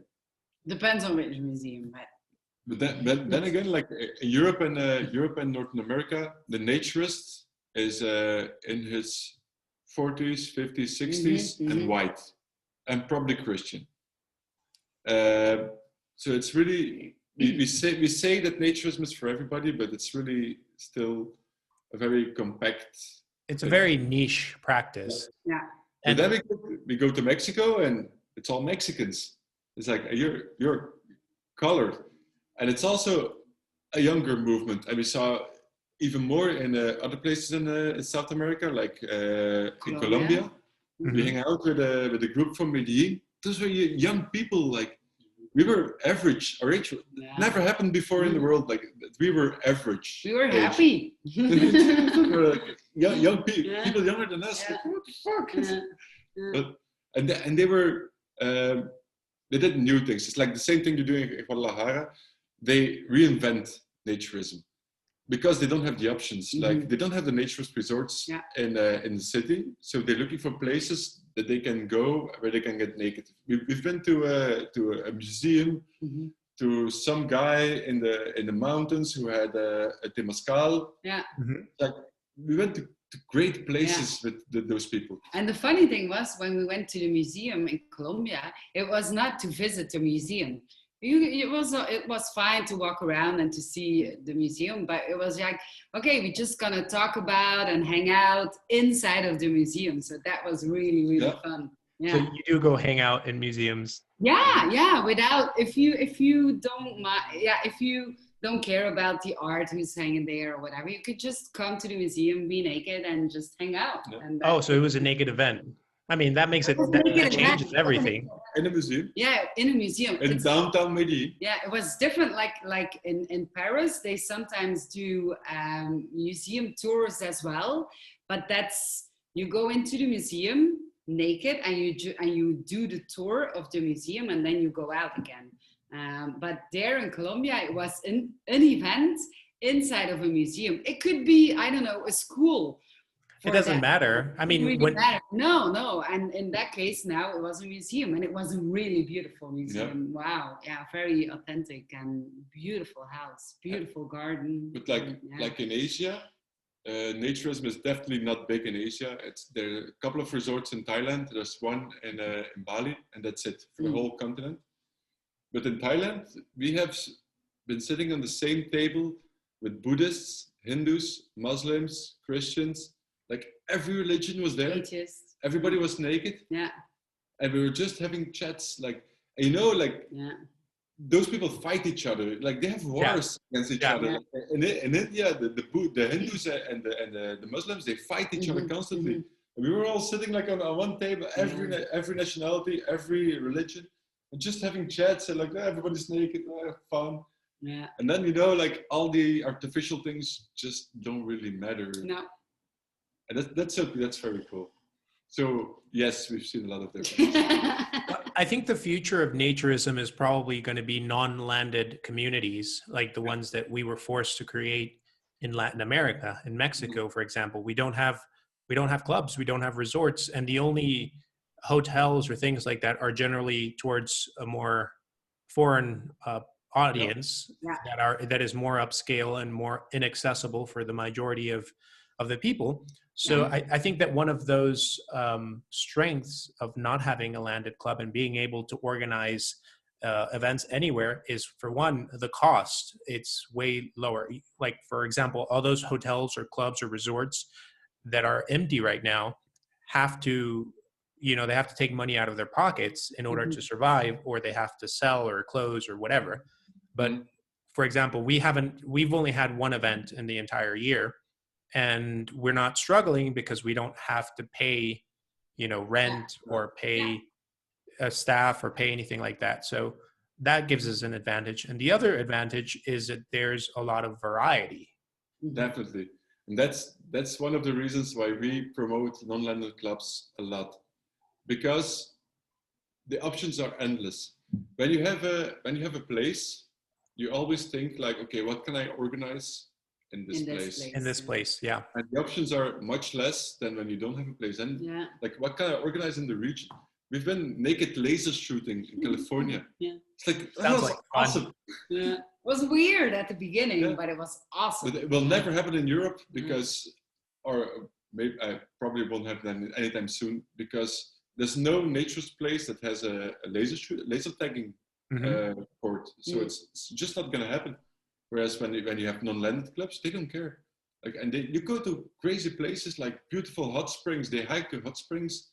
There are no hot springs within naturist resorts, so they just go. They think outside of the box, and that's really cool. Yeah. And it's also an opportunity for younger communities that are being created, because there's still this mindset, and I notice this mindset a lot from people from the States, that it's like the clubs are not doing what we want, so we don't feel represented, we don't have fun, we don't like it. But I'm not sure if they're still thinking. I think there's a community right now that is really growing. It's called United Naturists. Yeah. The advantage that they have is that they're not focusing on being a landed club, and they're focusing on creating fun and entertaining and cool events. And the more that the rest of the world follows this example, the more younger communities that we're going to have. We don't know if at the end of the day these traditional clubs will survive. But I mean, eventually people will find alternatives. And I think the main important thing is for naturism as a movement to continue to grow and to evolve, and to be able, I think in ultimate instance, to be able to educate society on being more diverse, more welcoming, more accepting, more respectful, as we were talking at the beginning when you guys were defining what naturism was to you. What do you think about the evolving, how times are changing and forcing us to think out of the box?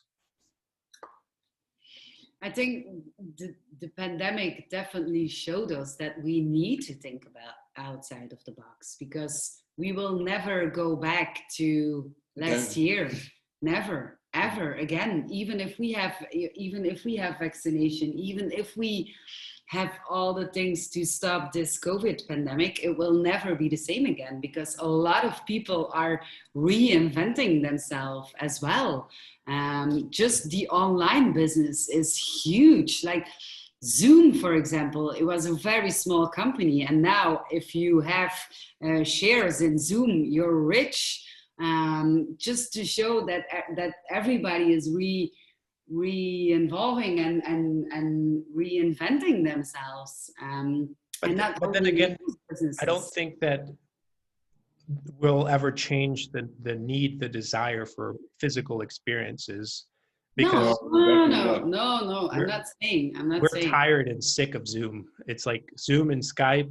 Yeah, no, but it helped us to I don't know, maybe to survive. or just in our mind, or in our brains, or in our self-conscious, like there's a spark, like, okay, what we had can be gone in a second. Yeah. And so that is a spark that I think a lot of people had, and I'm hoping that a lot of new things and new ideas will pop up, and they're already popping up. I think there's going to be more resources. Definitely, we're going to have more tools, and I think we're going to give priority to things. It's like we now understand that you don't have to go to an office and sit there for 8 hours a day, 6 hours a day, whatever, in order to get your work done, and then live your life. We will probably dedicate more of the things that we have to do and are less relevant to those online resources. But I also feel that there's going to be a growth in physical gatherings. There's going to be a higher necessity for people. A need to interact, to go to an event, to sit by the pool, to enjoy in-person interactions. Because I remember that before this pandemic, we saw movies and we thought that the future was going to be online and that people would be sitting in a chair and we would be, creating all of our life digitally. But now we see that it's not going that way because people need to interact. We are not ready. We are not ready for that. And we don't want to. No, and we don't want, We did a poll, how people are going to travel after the pandemic. The question was, once the pandemic is gone, how will you travel? Will you stay closer to home, travel like it was 2019, or travel more to faraway places? The large majority is going to travel more to faraway places because people realized that things can stop. Yeah.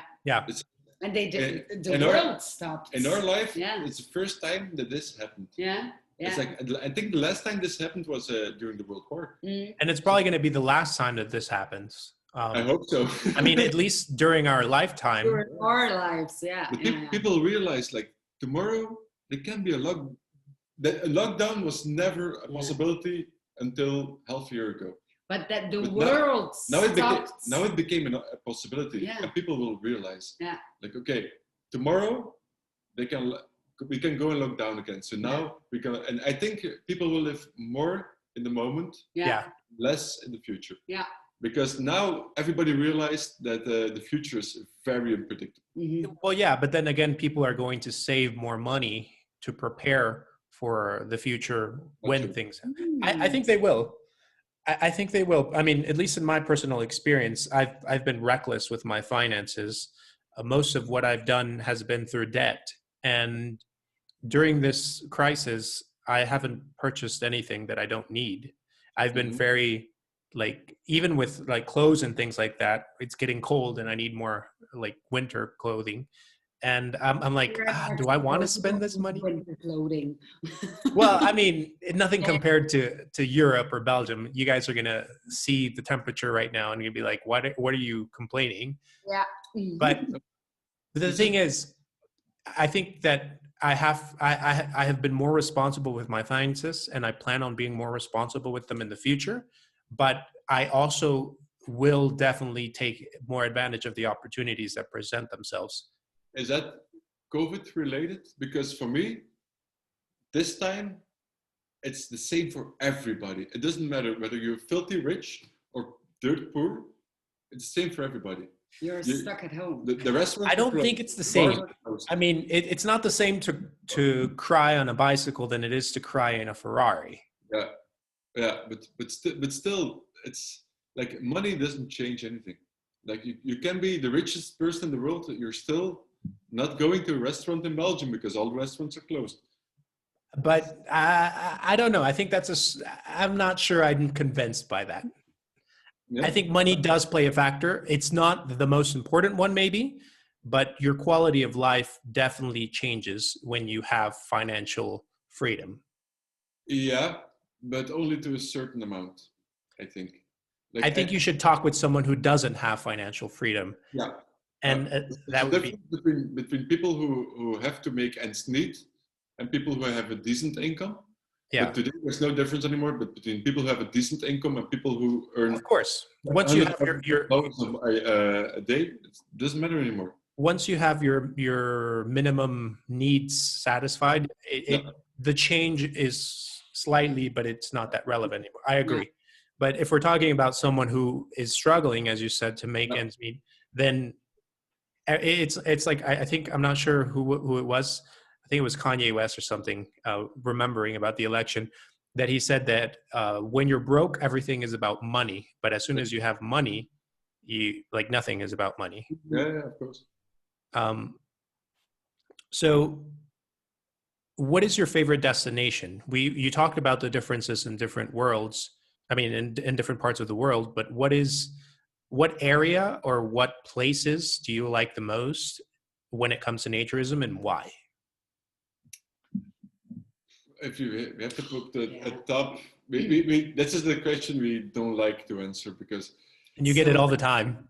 Yeah, we get it all the time. It's so difficult. It's not that. It's difficult. If we have to say, our favorite destination is France, because there are about 250 naturist resorts in France. Wow. They are all like within 2 hours drive from each other. Mm-hmm. So you can go from one place to another, and you have everything. There's like nice hotels. There are bed and breakfasts. There are campgrounds. The whole shebang is in France. Yeah. They have great nude beaches, but it's for us. It's France. It's like for many people, it's like the most tropical place in the world. For us, it's like it's our neighbor. And we've been to many other cool places. Yeah. Everybody who follows our blog knows that we fell in love with Cipolite. We've been there. Yeah. Now we had quarantine. What makes Cipolite so special?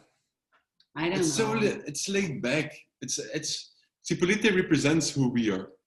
Shit rock. Huh? Shit rock. Shit rock. Well, for all of those who are not familiar with Cipolite, there's this huge rock that's called Roca Blanca. It's called white rock, but what makes it white is bird crap. So we call it shit rock.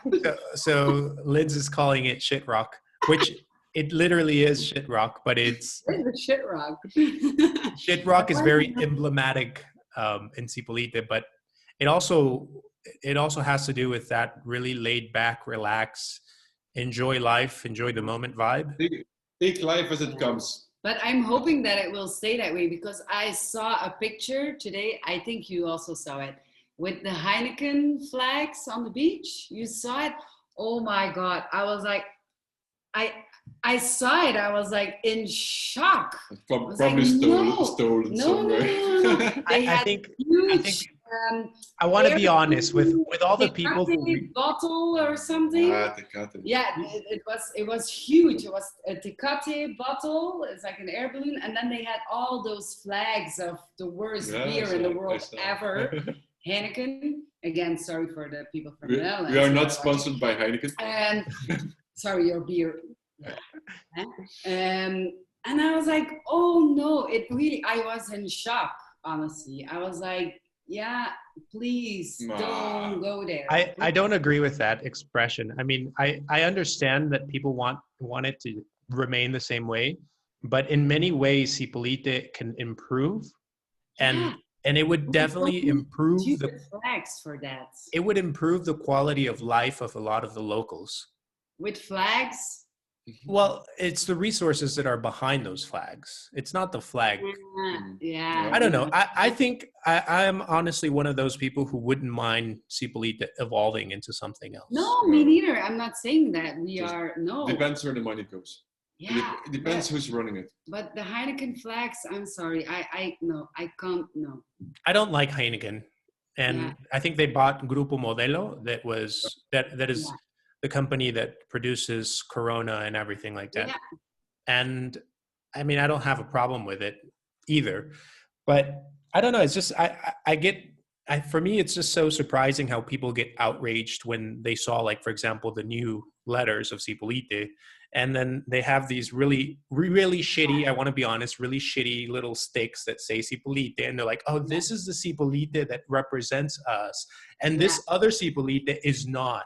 It's like, you guys are defending poverty. It's like the people who say, like, this is the naturism that we stand behind. And then all those new guys, they are not holding on to the values of naturism. And that's another interesting conversation. Like, what are the values? I'm quoting several people at one time. I think I'm more of a capitalist naturist, because I've struggled with money for a very long time. Most of what I started with debt and uncertainty. And I have been, like, I think a lot of the time that I invested when I was president of the Federation was more worried about paying the rent and, getting things that I needed to survive. And I was less focused when it comes to developing and growing and creating naturist content and whatever. So for me, money is important. And I really disagree with this hippie mindset that money is the devil and you should keep naturists away from money and you can't make a profit and getting naked is free. And I think that's a bunch of crap. And people that say that are people that are probably have never had to struggle with money before. But you can really compare with the naturist mindset. It's like, for us, it's the same. Like, okay, we don't agree with everything in capitalism. And we have certain communist ideas which we believe would be the way forward. But we still live in a capitalist way, in a capitalist world. I don't think capitalism is bad. Greed is bad. Over-exploitation is bad. Taking advantage of is bad. Destroying is bad. We have to find our way in the new world. And that's the same thing that's happening with naturism. Some people just stick to the old ideas and think like, we have to hold on to this for as long as possible.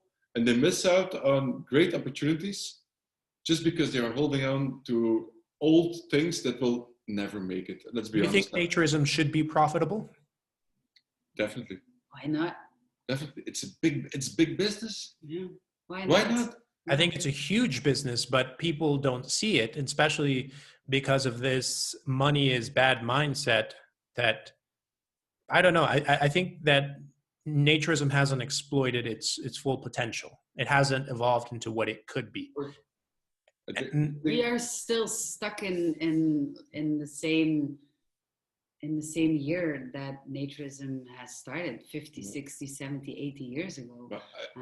Also with the mindset of a lot of people, and that's a huge problem. I saw an article in Forbes that said that naturism in Florida is good for 7 billion of turnover in Florida. Yeah. Like, you don't want to know how much it is in France.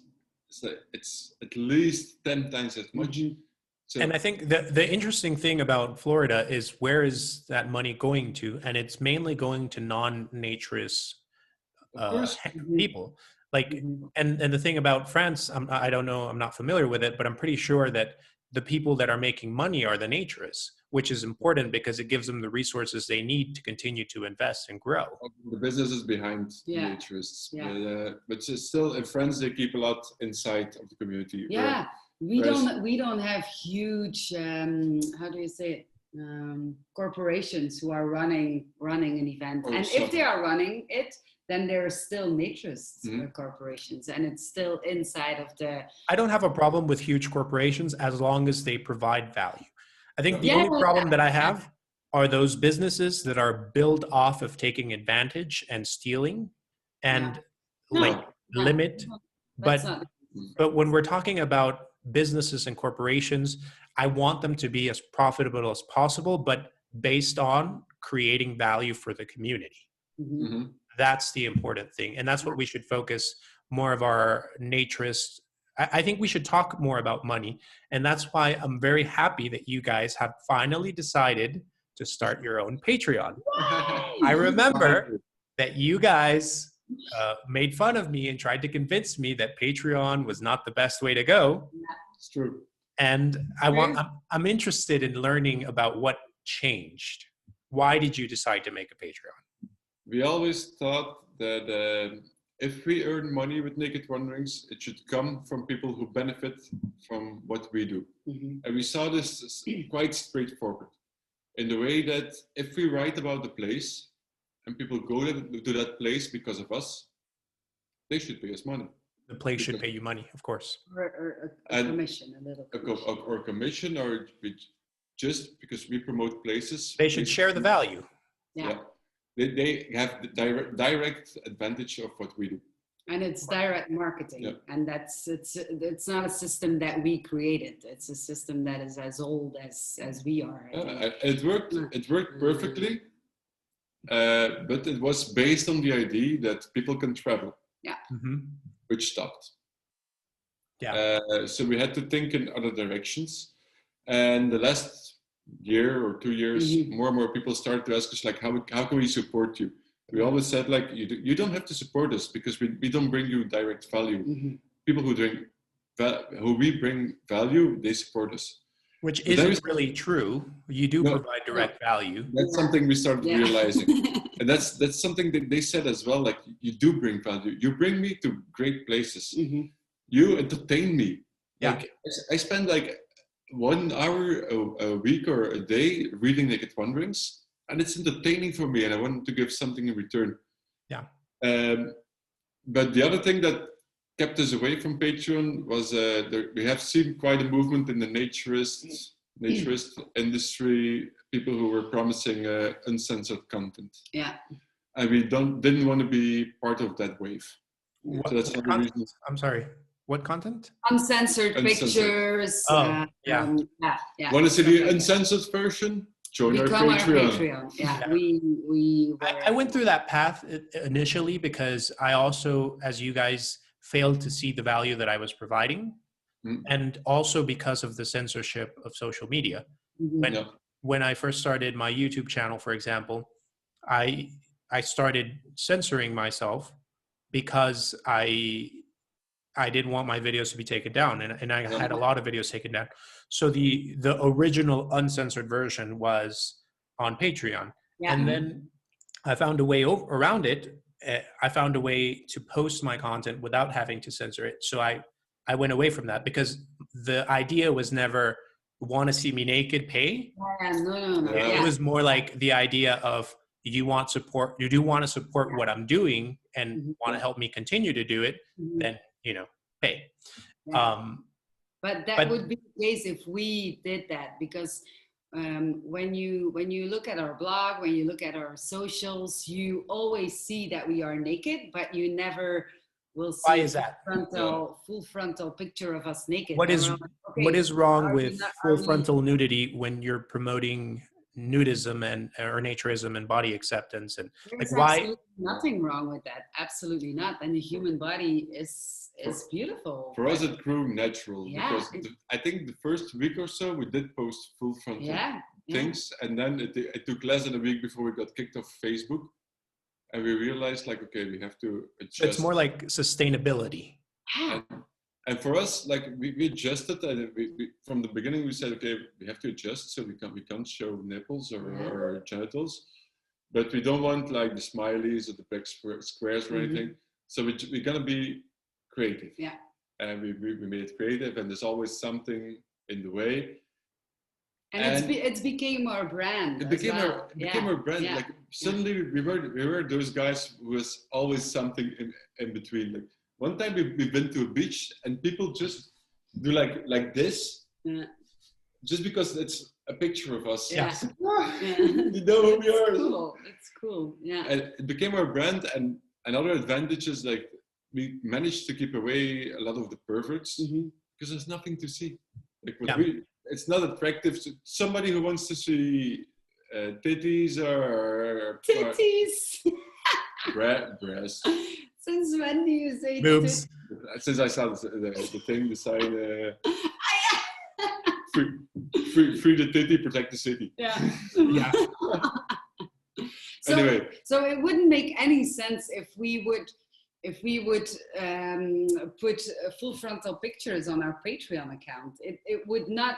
First of all, it would not be Naked Wanderings. So, second of all, we would not create a community we could talk to and have the same values and everything, because sometimes people go to our Patreon who wants to see the uncensored version and then just leave, and that's not what our Patreon account is all about. We want to create a community and we want to talk to them, just like we do online, but we just want to create the same thing online on our Patreon with the same people, but just different. And we post different content, but not uncensored content. And I'm not saying if we have Do you have a problem with people seeing you naked, or? No, I was just gonna say, like, on our Patreon account, we have pictures of us with nipples and everything, but that's not what the picture is all about. Yeah, so you don't want to attract people because of the uncensored. No. So I would never say come to our Patreon and see uncensored pictures. Okay, there are pictures on our Patreon that are uncensored, but that's not the case. That's not the point. I don't want people to support us via Patreon just to see a nipple. Seriously, Of course. we all have nipples and we all have boobs. You know, I saw a picture online from a guy on Facebook, and his boobs were double the size of my boobs. And I was like, okay. So, you know, how did you feel about that? Yeah, it's the boob, guys or girls, get over it. You know, Yeah, of course.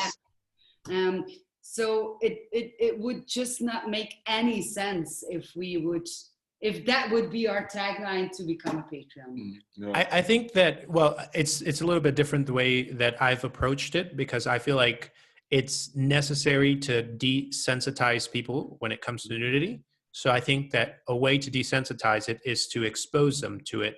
For example, I noticed that this happened during the LGBT gay rights movement, that before it was impossible to see two men holding their hands or kissing in public or whatever. And a tactic or a strategy that they use in order to normalize it was to expose shock therapy. Expose people to it. And as time goes by, they lose that initial like shock reaction, and it becomes normal. That's the way that I see it, and that's the way that I have approached it. I now have evolved with the way that I see my Patreon and the way that I use it. Now, for example, I'm sharing more of the full video on Patreon, and I'm sharing more of like the highlights or whatever is going on Twitter. And the idea is to give both the same, like I want to have the same impact. I want people to see nudity in non-sexualized settings. But I also feel that the more that people are interested in the story behind what is going on, the more focused they are on what we're doing, and the more they're willing to support. So in a way, I think I'm taking advantage of that, and I'm also providing value that compensates the support that I get. But everyone gets to see me naked, so it really doesn't matter. If you're going to support me, it's not going to be to see me naked. It's going to be to find out about the story behind. We do kind of the same thing. I recently said that our Patreon, it's like the director's cut of Naked Convo. You get to see the background. Like we tell the stories behind pictures. We give more background about things we do. But for the rest, it's all in the same line. And it's weird. Like you made a video about us, and we are both full frontal naked in the video. And people like send us lots of messages like, "Do you know that Hector made the video of you?" It's fine. It's fine. That's Hector's stuff. Like it's not our brand. Our brand. It's a different style, of course. Yeah. We have our style. You have your style, and we don't mind that we are naked in your videos, but it's not something that we are going to publish because we have our own style. So people were shocked when they saw you naked in my video. Really, Really? They reported to you. Like, did you know that Hector did that? It's like, of course. It's fine. It's okay. Because he asked me for permission. It's like Hector was hiding behind everything and just letting you guys.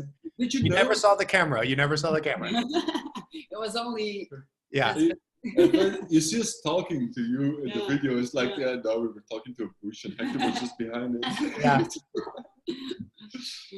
But it's funny because people in a way are protecting your brand and your I don't know, I wouldn't say your integrity, because I don't feel like seeing you naked would affect your integrity. No. It's our style. Yeah, it's our brand. Yeah. It's what we are known for. Yeah. And what we feel comfortable with as well. It's not that we don't feel comfortable when we are naked on the internet. That's absolutely not the case. But but it's a great way to filter unwanted attention, because there's the first time that you start doing this, you really get shocked with the way people react to it and the type of messages and solicitations and things that you start receiving. So I definitely understand that a lot of people don't want to put up with that. And I don't even put up with that. I've learned to ignore it, but I do remember in the beginning, there was things that really upset me, especially when they were making inappropriate comments about other people's body. Like they could say whatever they want about my body and I don't care. No. But like, for example, if I had a collaboration with one of my friends that is a female, and they start posting that she looks like this or she has that, or I found that very disturbing. But it's a huge thing. We just say, okay, whatever, stop the pervert. But it's harassment. It's online harassment. You don't have the right to say something about my boobies just because I put my boobies online. You say boobies? Yeah, it's better than titties. That was titties. Boobies is better than titties. Yeah, I think so too.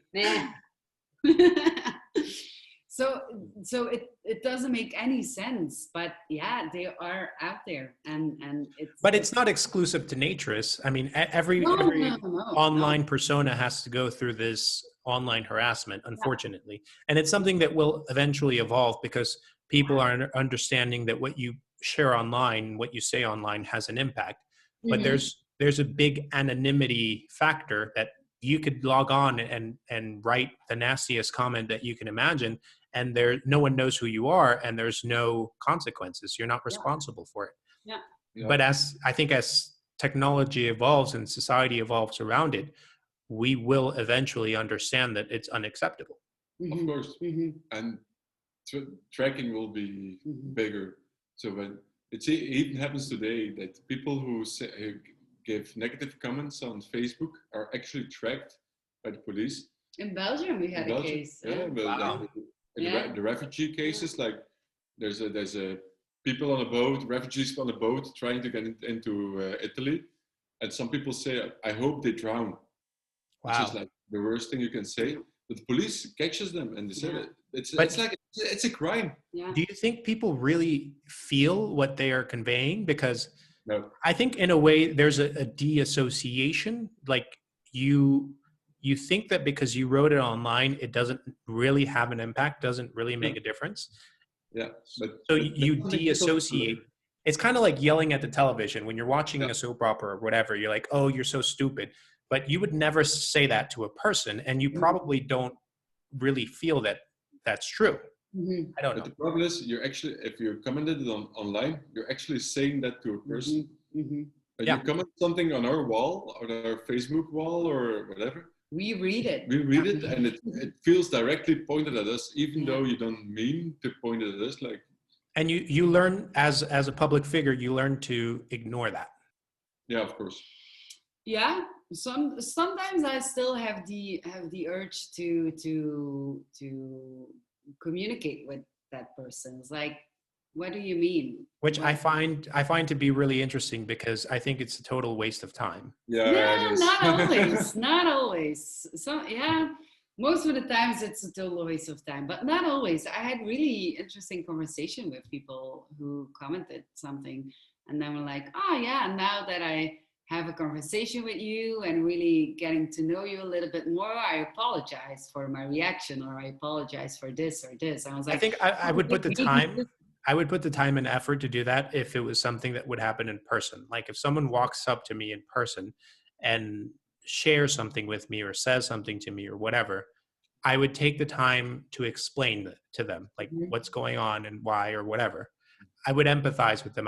But I can't do that online, especially when you have thousands of interactions. Yeah, sometimes it really depends. It depends on my mood, honestly. And you start to recognize the kind of interactions. Like today, there was somebody who said, like, he gives some story, and then he said, "Do you want me to send a picture of myself, my girlfriend?"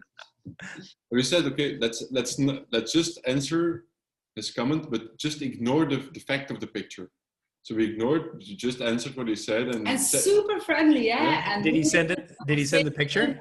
We said nothing about the picture. He sends a picture of a naked woman. Yeah. I remember when I used to interact with people, because I no longer interact with people online. I do all the time. I remember how like it was really shocking to me that they would need me to see them and their couple naked. Yeah. It's like, hi, I'm a naturist as well. Here's a picture of me and my wife naked.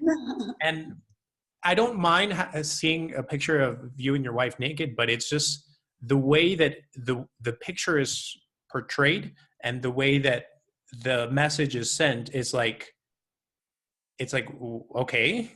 And honestly, we see naked people all the time, and there's a huge difference. Like, we get a lot of messages from people who are trying naturism for the first time, or they went to a naturist resort that they found on our blog, and or we were in contact with them. Hey, give me some tips, and then they take a picture of themselves in that resort or in that beach or in that hot tub or whatever because of us. Yeah, that's different.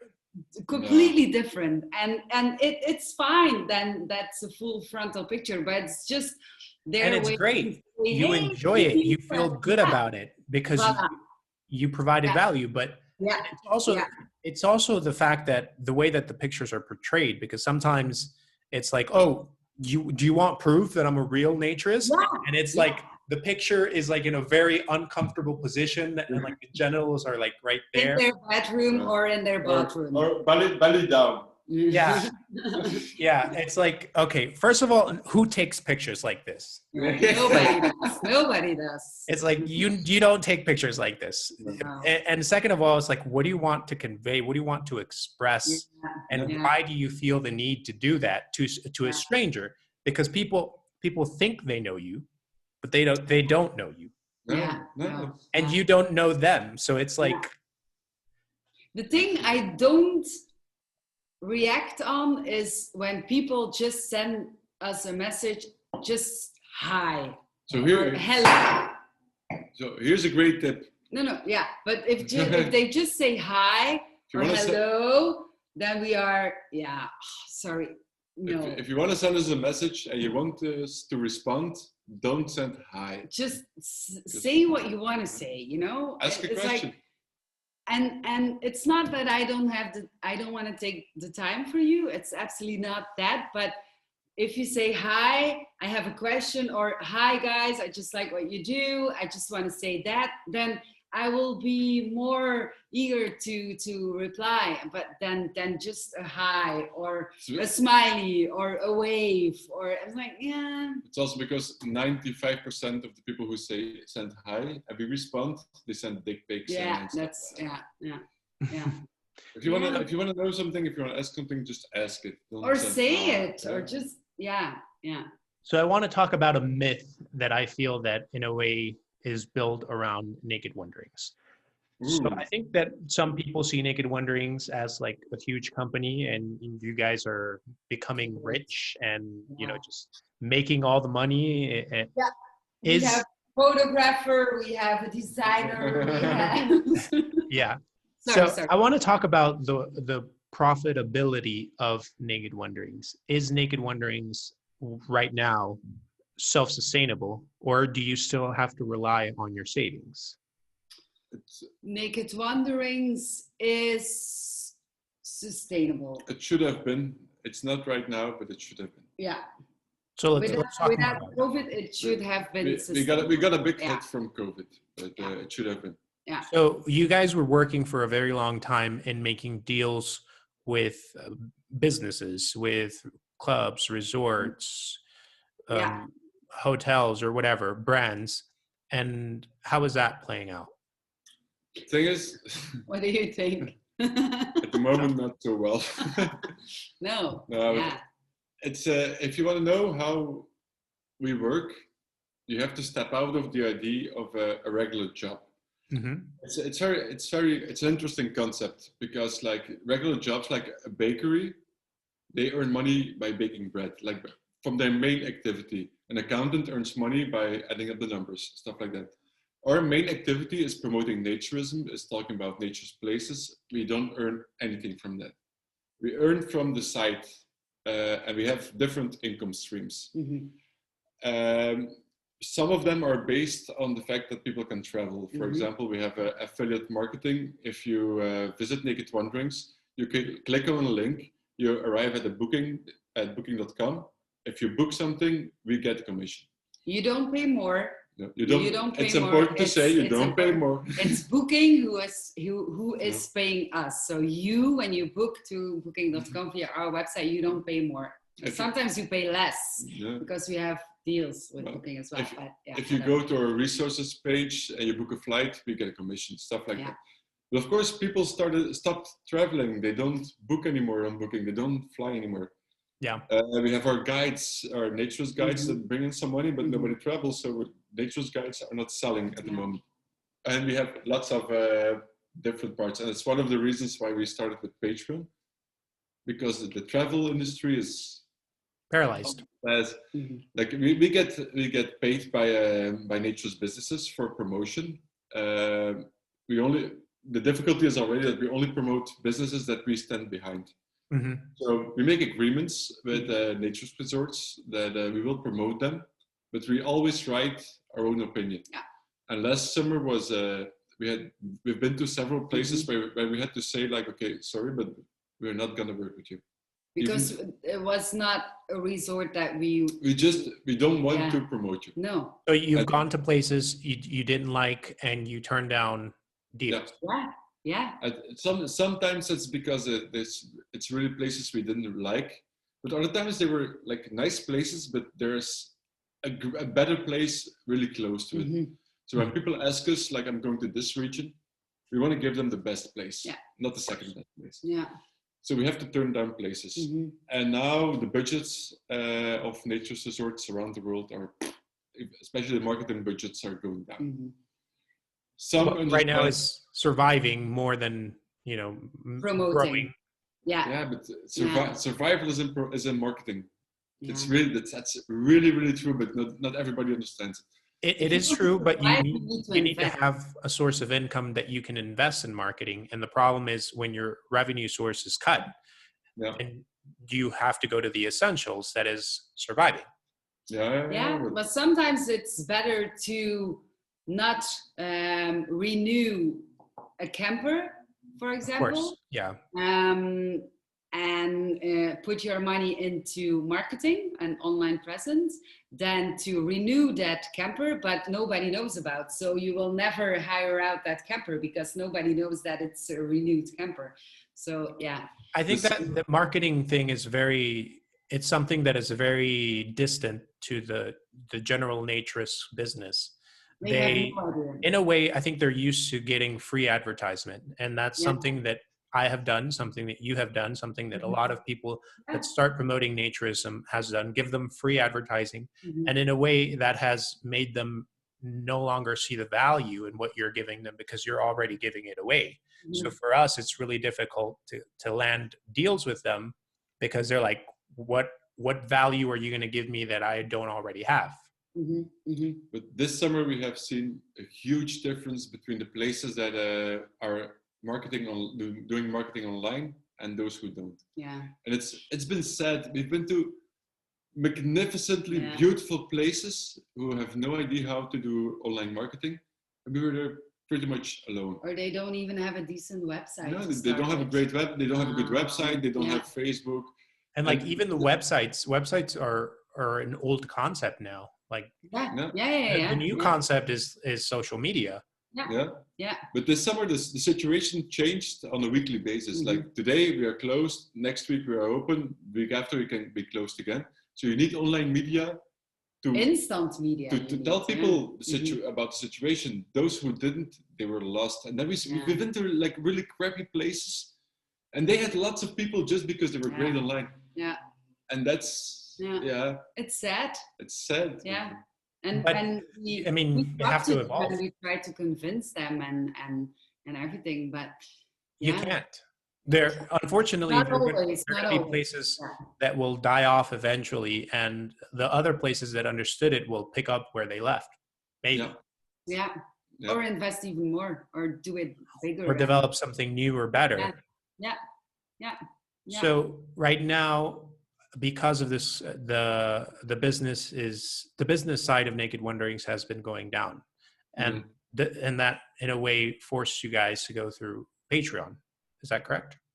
That's definitely. Patreon is we needed Patreon to get to compensate for the losses we are having. But we are also making quite nice deals right now with resorts where we provide consultancy. It won't be, we will not be promoting them under Naked Wanderings, but we will help them promote their business. Create a brand. Yeah. Because 3 years ago, Naked Wanderings didn't exist. And today we are quite recognized in the naturist world. So we have proved that we can do it. We could do it for Naked Wanderings, so we can do the same thing for somebody else. We can help them build a social strategy, and we can help them build an online presence and make people aware that they are there. So that's the direction we are pretty much going for 2021, and then we'll see. Yeah, and I also feel like having a Patreon is a very good way to be very connected with your audience. You guys will notice that most Patreons are silent consumers that support, but they don't comment a lot. It's really difficult to have a lot of social interaction with Patreons. I don't know why. I've had that experience, but in a way, it forces you to constantly want to get feedback from them because they are supporting you and you want to provide value. And also, I want them to be part of Naked Wanderings as well, because there is a reason why they support us or why they support you. So they're, what they think and what they want is super interesting for us and has a lot of value in it as well. Yes. So if we think about okay, I don't know, just saying we are thinking about writing a book, our book is finished, we have 2 covers, what do you think is more appealing, cover 1 or cover 2? And I think that's super important, and that's so nice, and we have that online. I think the interaction that we have with our followers is quite good, but to have it with a community that really supports you is so strong. It's important. I'm really looking forward to that. You have a lot of access to different ways. Something that I first didn't think would work, and now I'm really grateful for doing, maybe you guys should try it, is having a weekly Zoom gathering with Patreons. And I think that has been one of the best ways of getting immediate feedback, because in a way, there are people who really, really like what you're doing, who see value in it, who are supporting it, but also have opinions, have backgrounds, have ideas. And some of the best ideas have been coming from this group. And you build your own, your like really, really close community. And I think that's really, really great. And it's I'm really looking forward to value. We just started, so our Patreon community is still very small, but I'm really looking forward to it. To like, I don't know. It's also the way the direction we want to go is to create a community within Patreon. And I think it works out. We just started, so but it's cool. It's just like you can. I don't know if. I think our Patreons allow us to make mistakes more as well on the platform, or like, we just put it online and we'll see what happens. If you do it with Patreons, maybe they say, oh my God, Nick Ellens, what are you doing? And I would love that they say, guys, were you drunk? Were you whatever? What happened? That's not okay. Or the opposite, like we post something and we think, and it goes, and the community goes crazy. And I'm really looking forward to that kind of connection with them. I've gotten that interaction, but only through the weekly Zoom calls. Before the weekly Zoom calls, I thought that I was posting to a wall. Like there was no interaction, and I didn't understand it because it was people who really liked what I was doing and was supporting me, but they didn't interact. Like not like on social media. On social media, it's very immediate feedback. Like people are very engaged. You guys might have a different experience. Because I think our patrons that we're having right now are really... They are engaged. They are engaged. And also because we all send them a personal video, and That's a good idea. hey, don't steal it. No, Well, you can't. No, but people, it's a personal video, and we ask questions. Do you send it to all of them? Yeah.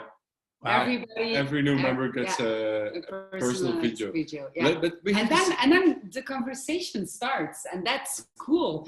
We have the same, like we can see statistics, and then we see like 80% opened your personal video, and we are like, what the fuck?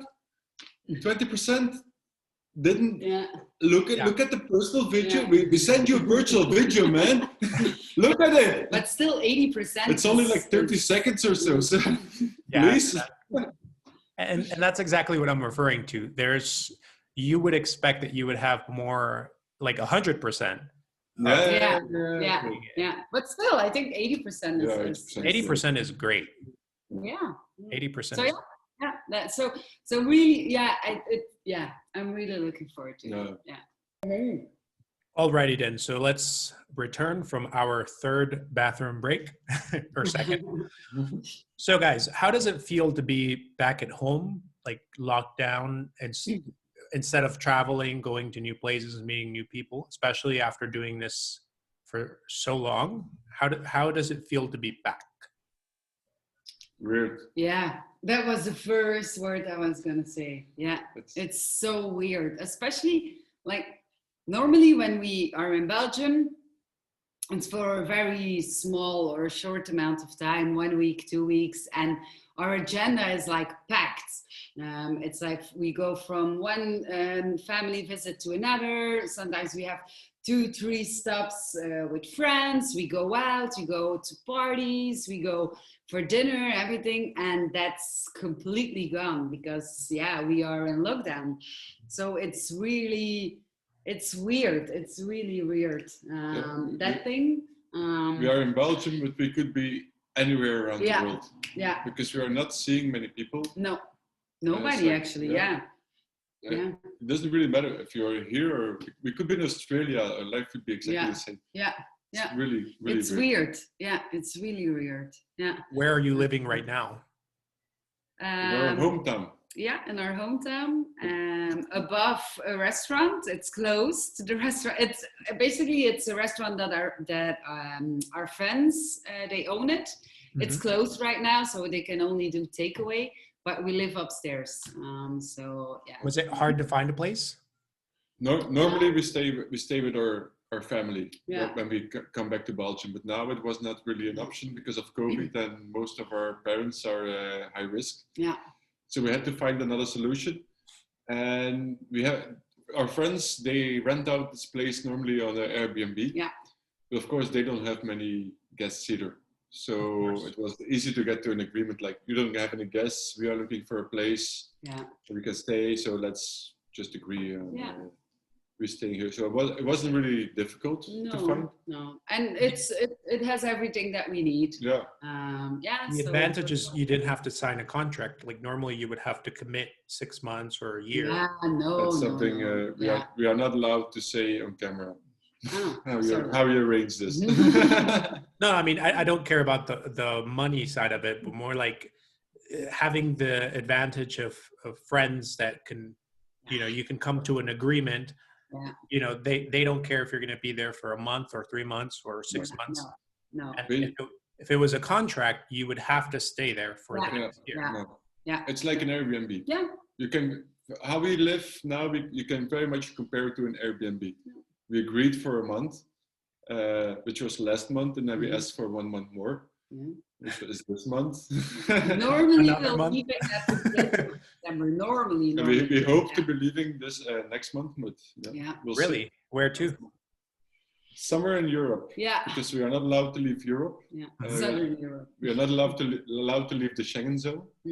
So we are looking for I would say a better place, but it's not true because it's a great place that we have here. But of course, we're looking for a place that's a bit cheaper and nicer weather. Better weather. Yeah, of course. Weather. Yeah. Better weather. It's like, with titties. It's like weather. It's like weather, but better. So So we are looking at know, south of Portugal, south of Spain, Yeah. south of Italy, Yeah. those directions.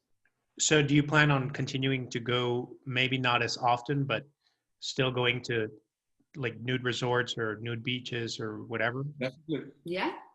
Is the weather It's- nice there? We Like, have no intention to stop what we are doing. No. Most of all because we don't really, we don't have a home. It's like we stay in apartments that's owned by a friend of us, but so we definitely want to continue what we are doing. so no interest in staying there. No. No. And what are you dedicating your time to right now? I'm pretty sure you have a lot of free time, a lot of time to think. What are you working We on? do, but also we spend a lot of time working on projects, Naked Wanderings projects, and What are not those only projects? Naked Wanderings projects, like side projects, like what Nick talked about earlier, like helping businesses to grow and to help them to be present online. And it's not under the name Naked Wanderings, but it's work for us, and we're helping them. So that's also a side project that we do from Naked Wanderings. It's also for the last 3 years, everything we did was based on the idea that people could travel. So we lost. You eat the inside of your apple? Sorry, Nick. I do. Style. Wow. Well, I'm like the only person that I know that does this. So Oh, interesting. Yeah. Sorry, continue. So, but income-wise, we lost a lot because people can't travel anymore, and our whole idea was based on that. So now we are looking at different ways on one side to earn money, so we can keep doing what we're doing. Yeah. And also, like, we are stuck. We need to be Naked Wanderings has to keep going. Mm-hmm. So we had to turn back from 2 blog posts a week to 1, just because we don't have the inspiration anymore. Mm-hmm. Like when we are stuck, you don't have the meet material. people, we don't go Like, to what do you places. write about? That's the same problem I have. It's like I really enjoyed making entertaining videos about traveling and going to places and doing things and having events. And like now it's like, oh, what do I do? Well, I'm going to make a video about me painting my bed or like the walls. Yeah. But on the other hand, we just do new things. Like we launched this week the Nudist news show. It's going to be a series of episodes on YouTube, and it's just because we are at home like 95% of the time, and we spend our time on the internet. We're looking at a lot of things about nudism, naturism. It's what we do, and a lot of those things we want to share with other people. We could write blog posts about it, but it would be maybe kind of boring. So we thought like we're gonna put it into videos, and it's the first time that we start to take video really seriously. And it was We really even added this. it was really fun. Well, I feel like you guys have been inspired in so many ways. It was really cool. It's the first time we actually cut videos. Yeah. Like we made other videos before, but it's always one take, and we have to repeat until we get the take done. And now we cut and paste, and it's funny. And also, like our videos were most of the times on Instagram. Oh my God. We're most of the time on Instagram on the stories, and the thing is, it doesn't really matter if you make mistakes or you can't find the right words or you say stupid things, because it's Instagram. It's a story. It's the story behind what we do. So it doesn't really matter. But we thought, now that it's on YouTube and it's gonna be a series, maybe we need to take it some serious. We explore the options and we'll see where it brings us. Yeah, we'll see. So what's the future of Naked Wanderings? Just right now, apparently you guys are in a time where you have the time and the ability to explore, to try new things and see what works. Yeah.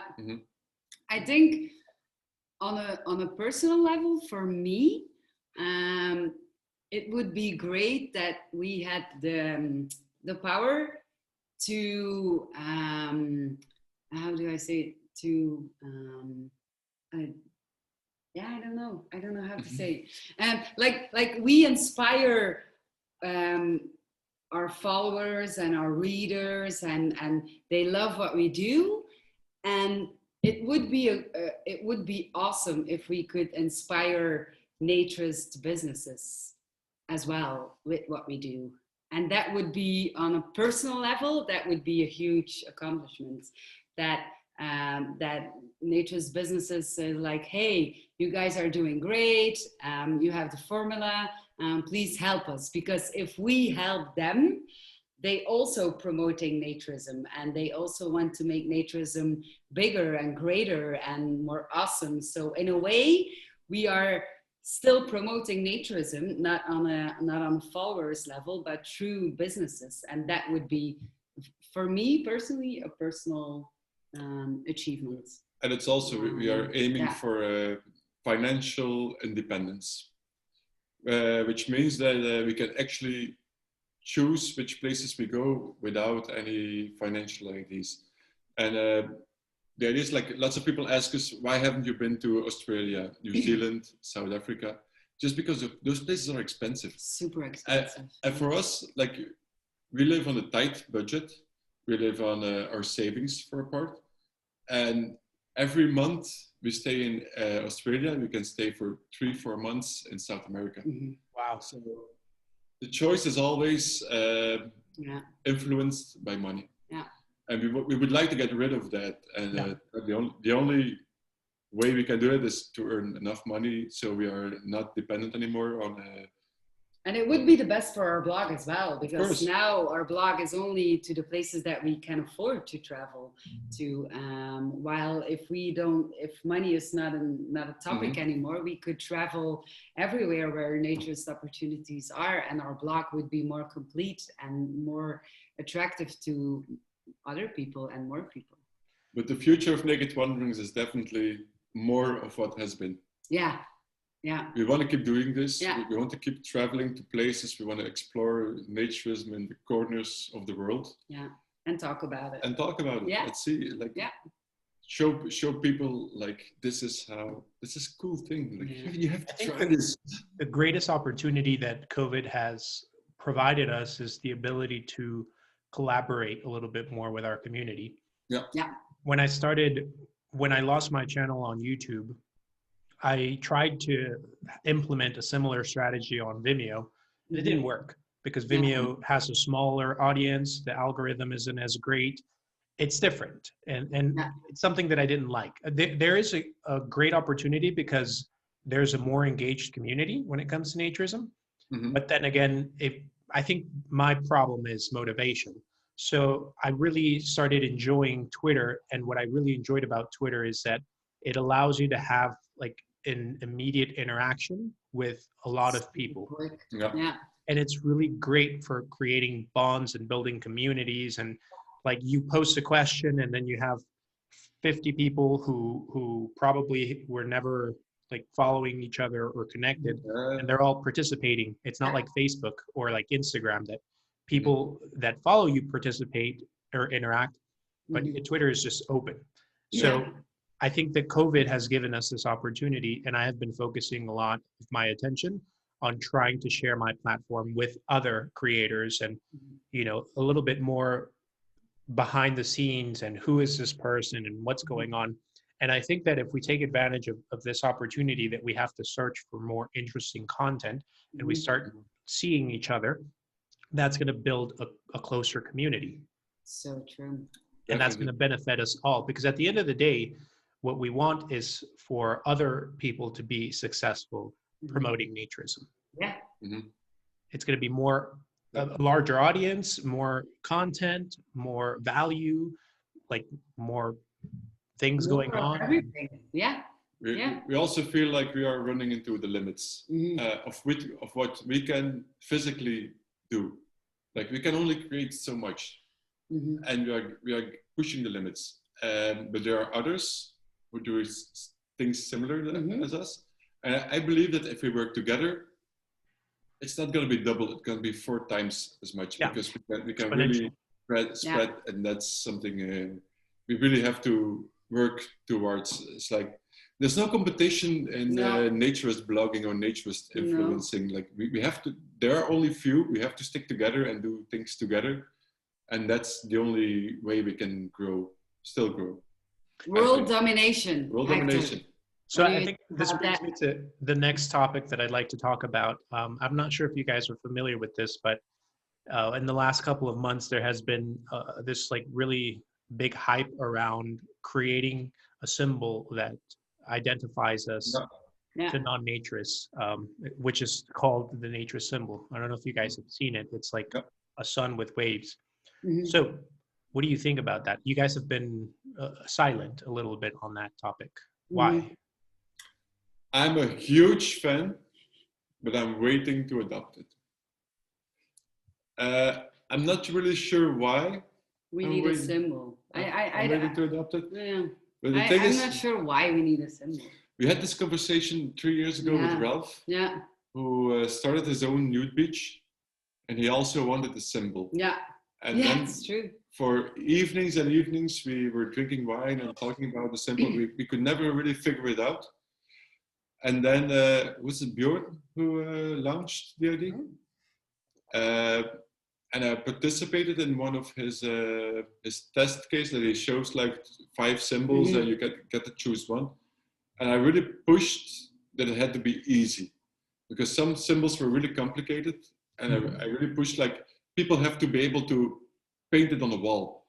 They have to be able to write it down, and if you have no artistic background like me, it's like I can't. This symbol I can make. Like I can make a sun and a couple of waves. Something more difficult I could not do. So what was I going to say? Yeah, I'm definitely a fan of the symbol, but the question is how do we spread it?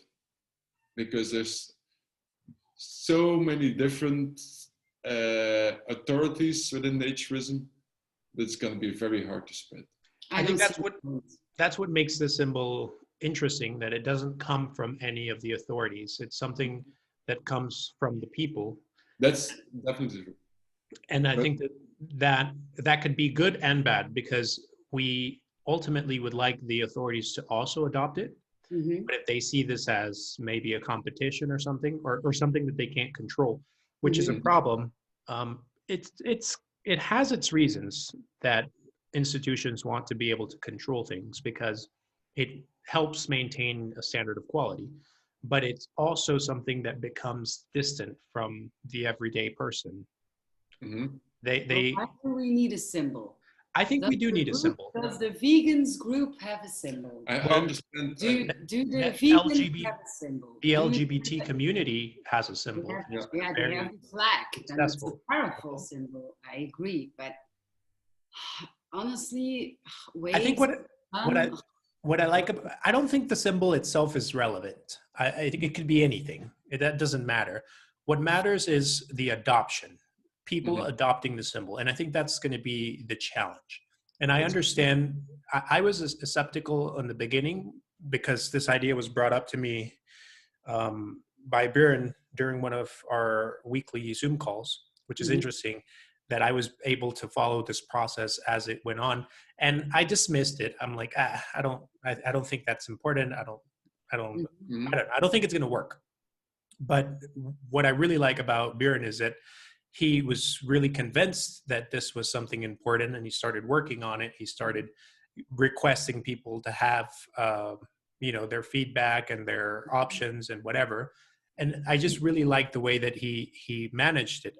There was a point where I was upset because I really liked one of those symbols that had a naked person. Yeah. It was like a triangle with waves. That already exists. That is a symbol in Europe. That's a huge symbol. The triangle and with 2 lines, and then the naked woman. People wear it as. I didn't know that, but I really like that symbol because for me, I wanted it to be obvious. But what I really liked about the explanation that they gave me is that it's important for a symbol to be identified within a community that can help you approach someone else and identify them without everyone knowing in your face that that it has to do with nudity. If it was too explicit, a lot of people would not use it. But I do think it's important to have something that can help us identify each other. I do see value in having a symbol. It has its advantages. I mean, it doesn't hurt. It definitely doesn't hurt to have a symbol. No. Yeah. But it's a lot of time and effort. And the way that they have been handling it, I see a lot of excitement around this. Mm-hmm. Mm-hmm. Yeah, it's being picked up much more than I would ever expect. Mm-hmm. So we see, we see it moving. Mm-hmm. That's great. It's not going to be adopted by the federations. But does it really matter? Like, let's talk about federations. Let's talk about the INF. Oh. No, I'm gonna pass on that one. Really? You know why? I mean, it's important. I think it's something that we have been silent about, and I think it's time. There's nothing to talk about because basically they don't exist anymore. They exist on paper and they're not doing anything. So what's there to talk about? Well, I think that's important to talk about. It's important to talk about why they're not doing what they should be doing and how this could change. So we were considering this when we launched our Patreon. Like, should we say like there are lots Our tagline. There are lots of naturist federations who don't do anything for naturism and who get a lot of members. Like, should we come out like, support us? We actually do something for nature. Well, we didn't do it. We didn't do it. But that's how we feel. That's how we feel. Why do you think all these institutions have lost their contact and the value that they've provided to the community? Why? They think they are superior. No. They think they have all the power and But are they? Is that true? No, that's what they think. No, but you have to imagine they exist since the 50s. Mm-hmm. From the 50s until the year 2000, the only way for a naturist business to promote itself was through a federation. Mm-hmm. So basically, they didn't need marketing. They didn't need. The customers just came to them, and then the internet became mainstream, and there were naturist websites and blogs, and they had no idea how to adjust. So they stuck with the old principle, and all of them lost members. I can think of one federation. Only the Dutch federation managed to grow during the last 20 years. And because they adapted. Because they adapted. They went all the way into the internet and focusing on the internet and social media and social marketing. And they just changed their whole mission statement. They just changed their way of thinking, their way of working, the way that the world was changing. Yeah. Basically, they evolved, and that's something that a lot of other institutions have not only failed, but have done everything in their power to not evolve. Yeah. It goes in different ways. Like, I'm not saying that every federation has to go all the way on social media, because it's not going to work either. But they have to adjust to the times and put the right people in front. Like British Naturism, they are growing. Mm-hmm. They're doing a great job. But the last 6 months, they've been online all the time. They had 5 sessions a week or something like that. I think they have a session a week or something. And it's also the Irish Federation. I think the Irish Federation is doing a lot of... The Irish Federation is also doing a great job. Yeah. But there are a few. Yeah. It's like you were in the session with about the beaches in North America. Ireland. And I asked the question, like, Martin, he's in a couple of groups. Like one of them is beaches, the other one is Florida Free Beaches. Martin's all over the place. He's everywhere. They train people to take care of nude beaches. Like they train people how to see like something is going on and stuff like that. And it works really, really well. Mm-hmm. And then I asked, like, why doesn't Anner adapt this? There's a blueprint. They have the blueprint. You don't have to just have to the adapt water. it and put it into places. Like, nobody knew the answer. But everyone knows the answer. They're just being politically correct and they don't want to say it. But let's be honest. The reason why Anner isn't adopting this is because there's no business model behind it that they can profit off of. And there's no problem with profit. The problem is that they're model is built off of profiting without providing value. No. The thing is that they don't realize, because NR members are growing older. If you look at the NR is focused on resorts. If you look at the resorts, people are growing older and older. If you look at the beaches and the hot springs, there are lots of young people. So there's definitely there's the biggest business model is into going towards the beaches, but they don't realize, because there's no immediate money. The thing is, they don't understand that if you grow public nudity places, you grow also private nudity places. So it's an indirect profit. Yeah. Of course. And that's something that definitely happened in Mexico. As soon as the Cipolita festival took off, naturism naturally exploded, because more and more people found out about it, had the opportunity to experience it, go back home, and they don't want to wait until next year or in 6 months before they could return and have another nude experience. They want to have options around where they live, and that creates the need to start more communities, and the federations have a platform and legitimacy that they can use to connect and build those communities. And at the end of the day, it's a chain of value that you're providing that you can profit off of. The Federation, it's probably going to take a while, but if the Mexican Federation continues to go in that direction, I'm sure that in several years, we're going to have thousands of members, and that's going to be profitable for the institution. Yeah. Well, a couple of years ago, at the time, I thought that the goal of the Federation was to create more naturists. So I was talking to the president of the Belgian Federation, and he was talking about promotions they were doing, and they were going to the nude beach. And I was thinking, like, why are you going to the nude beach? Those people are already naturists. You don't have to convince them. Yeah. But he said they are not members of the Federation yet. So their goal is to gain more members. It's not really, of course, their goal is also to gain more naturists, but at first it's gain more members. And if you want to get members to a federation, you go to a nude beach. And it's a lot, the logic behind it is interesting, but it's something like NR doesn't really get, like, there's so much potential in the nude beaches.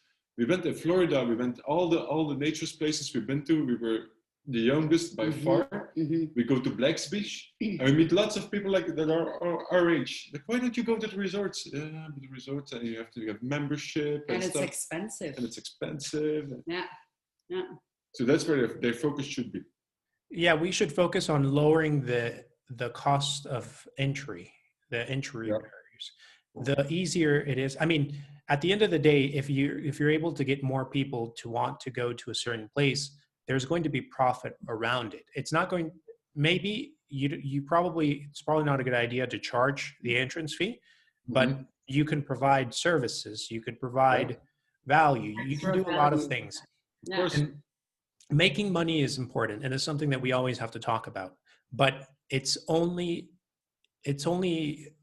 sustainable if you do it through value. Of course. And if the federations understood that, and they would work more on creating these public places, people would see value in what they're doing. If I see that a federation is responsible for having 3, 4, 5, 6 nude beaches, I'm going to want to support that. Because I like having more options of nude beaches. But if I see that it's this really difficult club system in which you have to first get a membership, a $50, $80 membership. It's really expensive.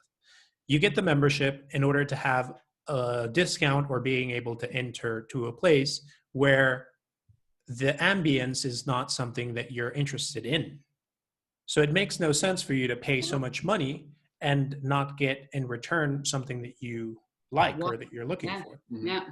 And going to a nude beach is not free. People think that it's free. It's not free. You're paying indirectly, but it gives you the opportunity of meeting more people that are within your same demographic. But that again creates needs. People need to have services and products around that. And that's something that is not being taken advantage of. And that's a movement we've seen a lot in Europe the last couple of years. Like before, when when you wanted to go to a naturist resort, you had to be a member of a federation. So the federation pushes that idea on the resorts, and they say, okay, you can be affiliated with us, but you have to, everyone who comes here has to become a member. So they have to charge membership fees. And then some resorts said, whatever, I don't need the marketing from the Naturist Federation. Because I'm gonna do my own thing. They don't do marketing. And I'm not gonna charge membership fees. So people who come for the first time don't have to pay $50. It's just entrance fee for the room, and that's it. Yeah. And they started to flourish. And the federations just didn't do anything. So they are moved behind. They are now, France, there's a federation of commercial naturist campgrounds. Mm-hmm. Which is next, and they have more members than the official French Federation. Yeah. Just because people want to go to the commercial places, they are cool. They don't have to pay fees. It's just everything is inclusive, and actually, it's more expensive than going to the clubs. Mm-hmm. Yeah, it's smarter. Yeah, and that's what I was talking about. The thing is money is important, but it's not the only factor. If you're providing value, people are willing to pay more. Yeah. But they're getting way more in return. Yeah. And that's our generation.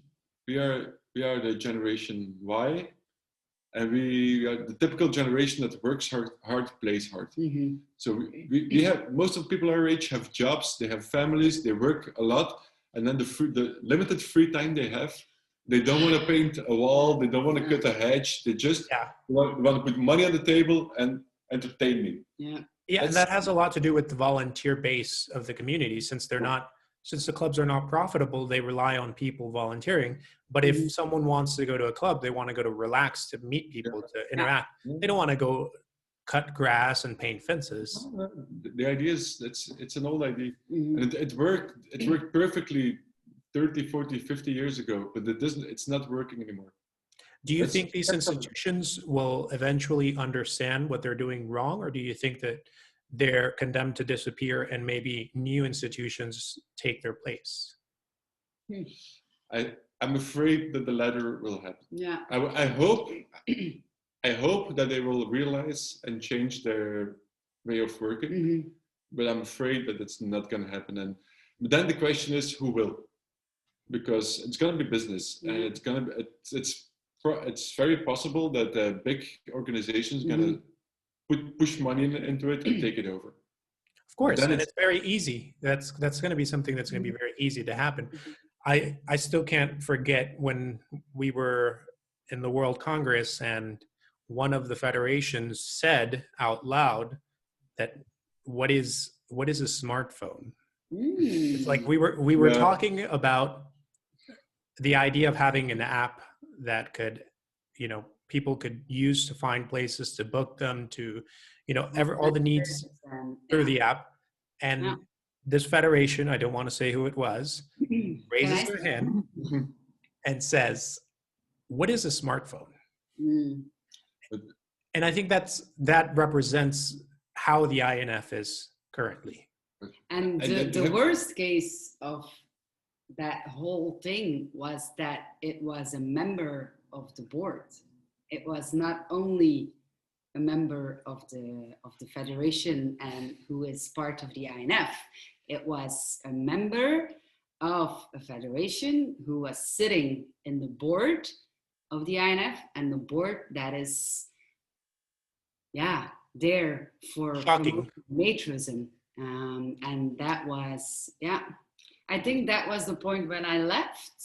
Because I think another thing that really upset me about that experience, it's funny because I remember that when we went, we heard stories that it wasn't, the best. People prepared us for tried to prepare us, but we were not ready for what we saw. No, we were not ready at all. No. And we were super optimistic. I remember that. Like, we were like, okay, people say it's bad and blah, blah, and we have to be prepared. But hey, we are young and we have ideas and let's do it and let's go for it. And bam. Yeah. So another thing that I was shocked is how the board did everything in their power in order for the room to be cold and no one to want to take their clothes off. Yeah. Yeah, and also not that they did everything in their power, that people who were there with actual ideas to and answers to their questions, that they were like, oh yeah, no, you are not part of the INF, you are not allowed to talk. But we had the answers and to their questions. It was great when they asked the question, like, okay, next topic, how can we bring more youth into naturism? Yeah. We were sitting there, you were sitting there. Yeah. Not a word was because we had no right to talk. Yeah. So instead of asking us, they just discussed this with a bunch of 70-year-olds. How are we going to bring young people to naturism? And then that's what when they we said, okay. You remember what they said? Yeah, they approved. Youths approved. Yeah, we can't do it. Next topic. It's not going to work. Yeah, next topic. Yeah. That was it. And then the app was introduced. And then the question, what's a smartphone? And then all of a sudden it was like, okay, let's don't talk about this topic anymore. Questions. Yeah, no, hop to the next topic. That was the most crazy thing of all of it, what happens. But that's the difficulty with our job. We approach organizations like that and we say like, okay, we can help you build a social and online presence. It's going to be beneficial you pay us, but it's going to be beneficial for both, because you pay us, so for us it's monetary. For you get a bigger presence, you're going to get more members. But we present that idea to people who ask, what is a smartphone? Yeah. And that talks about how distant the institution is from reality and from the needs. And I don't mind if they embrace the fact that they only represent a very small group. Mm-hmm. If they embrace that, then it's fine. But they're presented as international institutions that aim to promote and grow and include. And the other thing is, the INF is very, very Eurocentric. Yeah. Mm-hmm. Yeah. It has no influence and no impact outside of Europe. And even in Europe, it's concentrated. It's such a powerful thing. You feel it as soon as you talk to those people. It's all about power. Yeah. And the power and the money is in Europe, so they don't care a single bit about anything. But even in Europe, who are you little boy from Mexico and your little federation? Who are you? You were not even allowed to talk, and you were the president of the Mexican Federation. Can you imagine? Couple of hundreds of members. Yeah. Which money are you going to bring? Yeah, who are you, little one? Yeah, go away. So, which is funny because right now they're going through an election, or the election was supposed to already take place, but because of COVID, it wasn't possible. And they're doing everything in their power to maintain the same people who have the same views, who are not interested. Mm-hmm. Frankly, I mean, I don't know what they're doing there. And I would say I don't know how they're still there, but they're in charge of a really tedious process that makes no one want to participate. Mm-hmm. Mm-hmm. And I think these institutions are important, but if they don't step up to the occasion, I'm not going to miss them if they disappear. No, but the thing is, they do more bad things for naturism than good things. So we've been promoting naturism for the last 4 years. And several times we thought, when we see something like a news bulletin from INF, we think like, all the work we've done for the last year, they just make it disappear. Yeah, in one post or one post comment. Come on! We don't need them to support us, but at least try to bring out a positive message about naturism. No, not even that. No.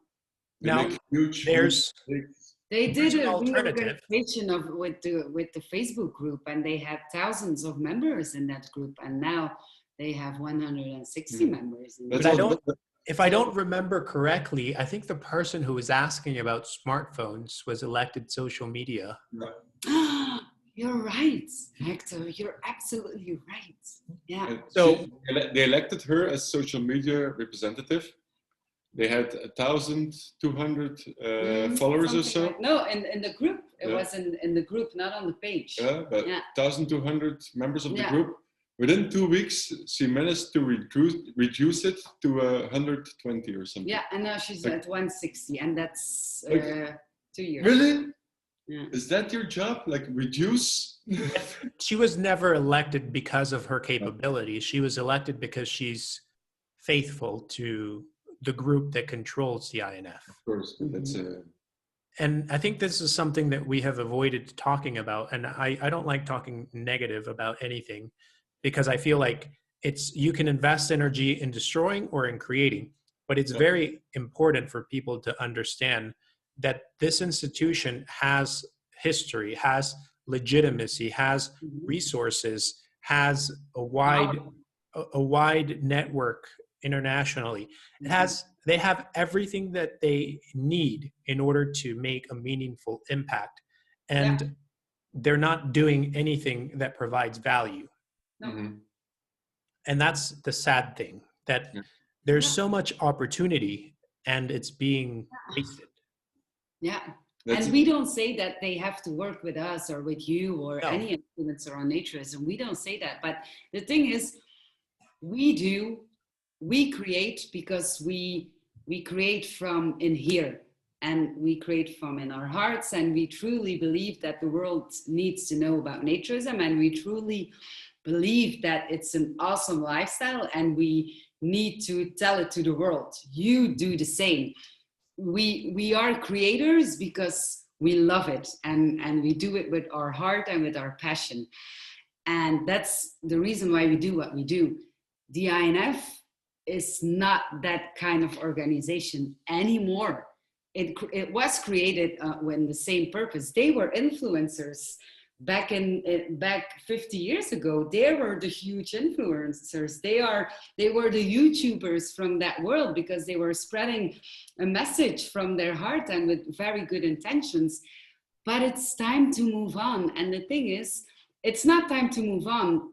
It's time for them to see that they're not creating anymore. They're not advocates of Naturism anymore. They're there for the power, for the money, and for the status. And that is a pity, because the INF is a very, very, it's a powerful institution if you do it correctly, and if you do it with the correct mindset. I think it has potential to be a very powerful and meaningful institution. It was a very powerful, but it no longer is. Not anymore, because those people who are now in charge, they don't do it for the sake of it. They don't do it with their hearts. They're there for the power, and because they're there, and because they can say with their friends that they are the president of the INF, or that they are the treasurer of the INF. I don't know what their reason is why they still do it, because let's be honest, if you see them sitting there, they're all sitting there with their face on the ground. They don't have any passion anymore. They are not enthusiastic anymore. They don't have the love for Naturism anymore. They don't even take their clothes off in a room full of naturists. But okay, besides that, you don't need to take off your clothes in a room with naturists if you don't want to. That's not the point. But if you are the board of the International Naturist Federation, at least you have to do it with your heart. And yeah, that's the key. And that passion is long gone. And it has nothing to do with age, to be honest. You can be 80 years old and have passion. And we have a lot of people online, and not even online, who are promoters of Naturism, who are 80 years old. That the age is really not the case, but it's what comes from in here. And that is so frustrating. And that's why I am super... Yeah, you know me. Because we do it with all our love and all the power that we have, and then you see them sitting there like a bag of potatoes, and I'm like, what the fuck, really? That is how we were depressed. Yeah. Oh, yeah. We were depressed after that. And that's making me so angry. Really. I've never seen Lynn's so So absent. It's not allowed to come anymore to the official federation meetings. yeah. When I'm we not were getting anymore. when we were in Portugal during this meeting, when we first arrived, we were all super energetic and excited and happy and motivated. And then as the days go on, like our motivation was just, I think at the end of this event, it was like, we're done with this institution. We were empty. They sucked all the life out of us. And if you suck the life out of me and you put it into yourself and you want to steal my energy to do something with my energy, I'm fine with that. I'm a giver. I don't mind.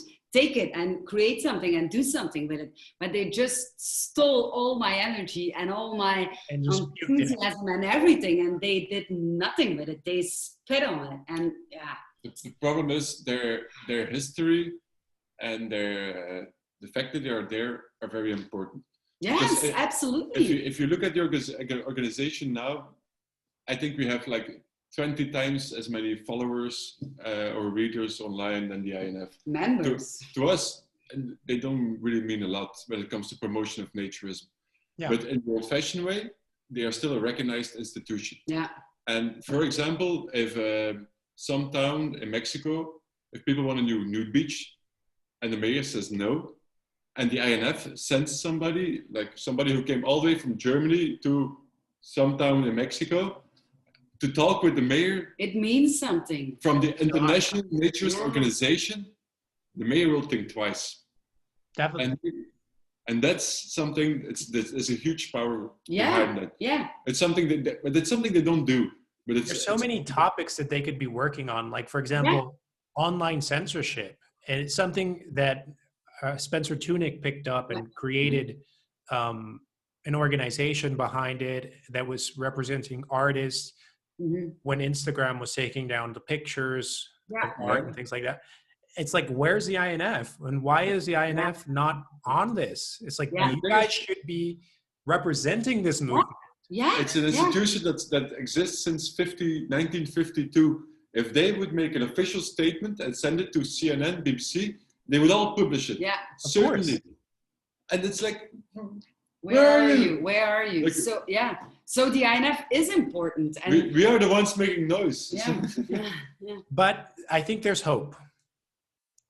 I hope there's hope. Yeah. There's hope. There's an election going on that they have moved to March. And there is a really good candidate that we know, that I respect and admire, that I think is probably the most important, or at least for me was the most inspirational leader in naturism, who's Stefan Deschines. I think for everybody. Stefan was part of the INF. He was forced almost to resign because of how horrible things were, and still are, and maybe became worse ever since. And he's running for president, and I think he has, I hope they allow him to win, because I don't know if it's good to say this or not, but there's a lot of suspicion that in the previous election, they stole the presidency. There's a lot of that saying. I'd recommend people to look further into that, but there's definitely an illegitimacy. And if they did that once, I fear that they could do it again. Mm-hmm. Yeah. Especially when there's personal interest. Yeah. Mm-hmm. The president has personal interests, financial interests in keeping the federation the way that it is, because she's monetarily benefiting from it. Mm-hmm. But then it's up to the influencers. I was just thinking the same thing. Yeah. And they don't know.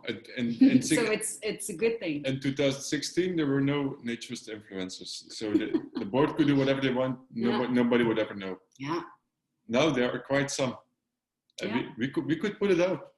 We can say whatever we want. If you keep supporting, if your Naturist Federation keeps supporting the INF, they support a malicious organization. Mm-hmm. So we advise you to tell your federation to stop supporting the INF. Mm-hmm. Well, let's first try let's first find the winner. Let's try and see if Stefan has the opportunity to lead this institution. I'm pretty sure Stefan will. He understands. I mean, he's the creator of the Naturist Living show, so he understands the importance of creating content, communicating online. You know, he has I think an advertising company and so on. So he's not young, but he's very progressive minded when it comes to, you know, getting with the times. And he's doing it from in here. Yeah. And he's always done it from his heart. He doesn't depend on it. He doesn't rely on it. I think we need someone like that in this institution. Definitely. Yeah. Yeah. Of all the people in the world, he is our preferred candidate for president of the INF. Yeah. I try to be neutral. I didn't want to talk about the US election until it was over. But I think this is really important, and we have to support people that will allow these institutions to provide value, grow, and survive. Because the alternative is, okay, so this is going to be the last time that I try to do anything with the INF. Because I'm going to try to participate. I would love to be part of this if Stefan wins. But if this doesn't work, I'm going to focus all of my time and energy in creating an alternative that does provide value. Absolutely. And I'm sure that a lot of people are going to follow along. That means that this institution will eventually disappear. And that's a shame. It's a sad thing.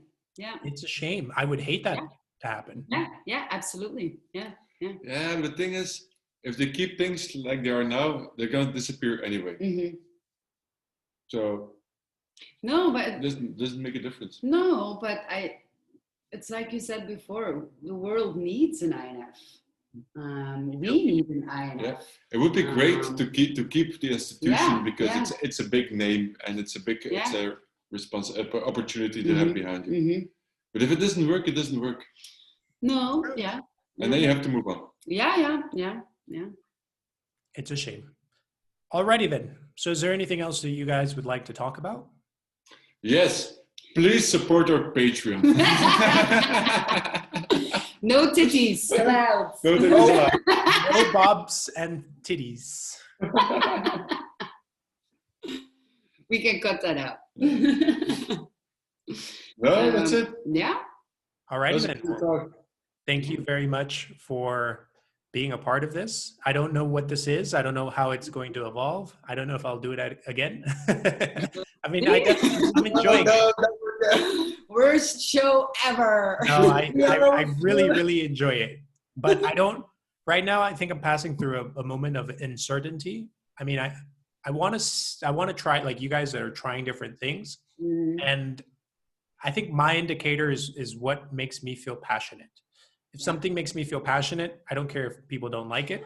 I'm going to continue to do it. Yeah, of course. But even if it's successful and even if it's a good idea, if I don't feel the passion, it's not going to work. No, it will never work. If you do something without passion, people will know, and it will never be a hit. Never. No.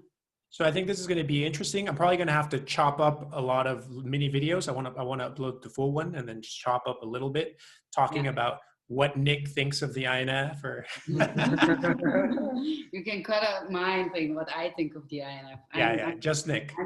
I'm too emotional. But I don't want to cut it out. I think it's important. It's really important, Linz. And I told you before. It's because it really strikes in my heart, and those are my values. And if you touch my values, I think that's why it's so important for people to know that it's something that is really important. Yeah. And they don't know about it. And we need to talk more about it. We need to let people know what's going on. And it's a little bit about what you guys are doing, like the Naked News and things like that. You guys have to talk about these things. And they're probably going to be unpopular. Like, people are going to get upset when they watch this video or other videos. I hope so. Yeah. But if you manage to get them upset, if they get upset, it's because there's something of value in what you're doing. Yeah. Unless you're upsetting people because you're a douchebag. But the thing is, there are about 8 billion people in the world. It's very, how do you say, it's very selfish to think that you can create something that nobody will like. So yeah, even when you want to create something that no one that's right. like it. So, I'm gonna stop the recording. I want to thank everyone for watching this video. I'm really interested in listening to your feedback. What do you think about these long interviews? Do you like them? If you don't, why? And also, I want you guys to check out nakedwonderings.com. And also, if you have the opportunity of supporting them on Patreon, that would be patreon.com/nakedwonderings. And the more that we support each other, the more that there's more options, there's more content, there's better quality, and ultimately, well, we all receive a benefit from this. So I'm going to stop the recording. Don't go. Thank you guys, and I'll see you in the next one. Thank you so much. Bye-bye.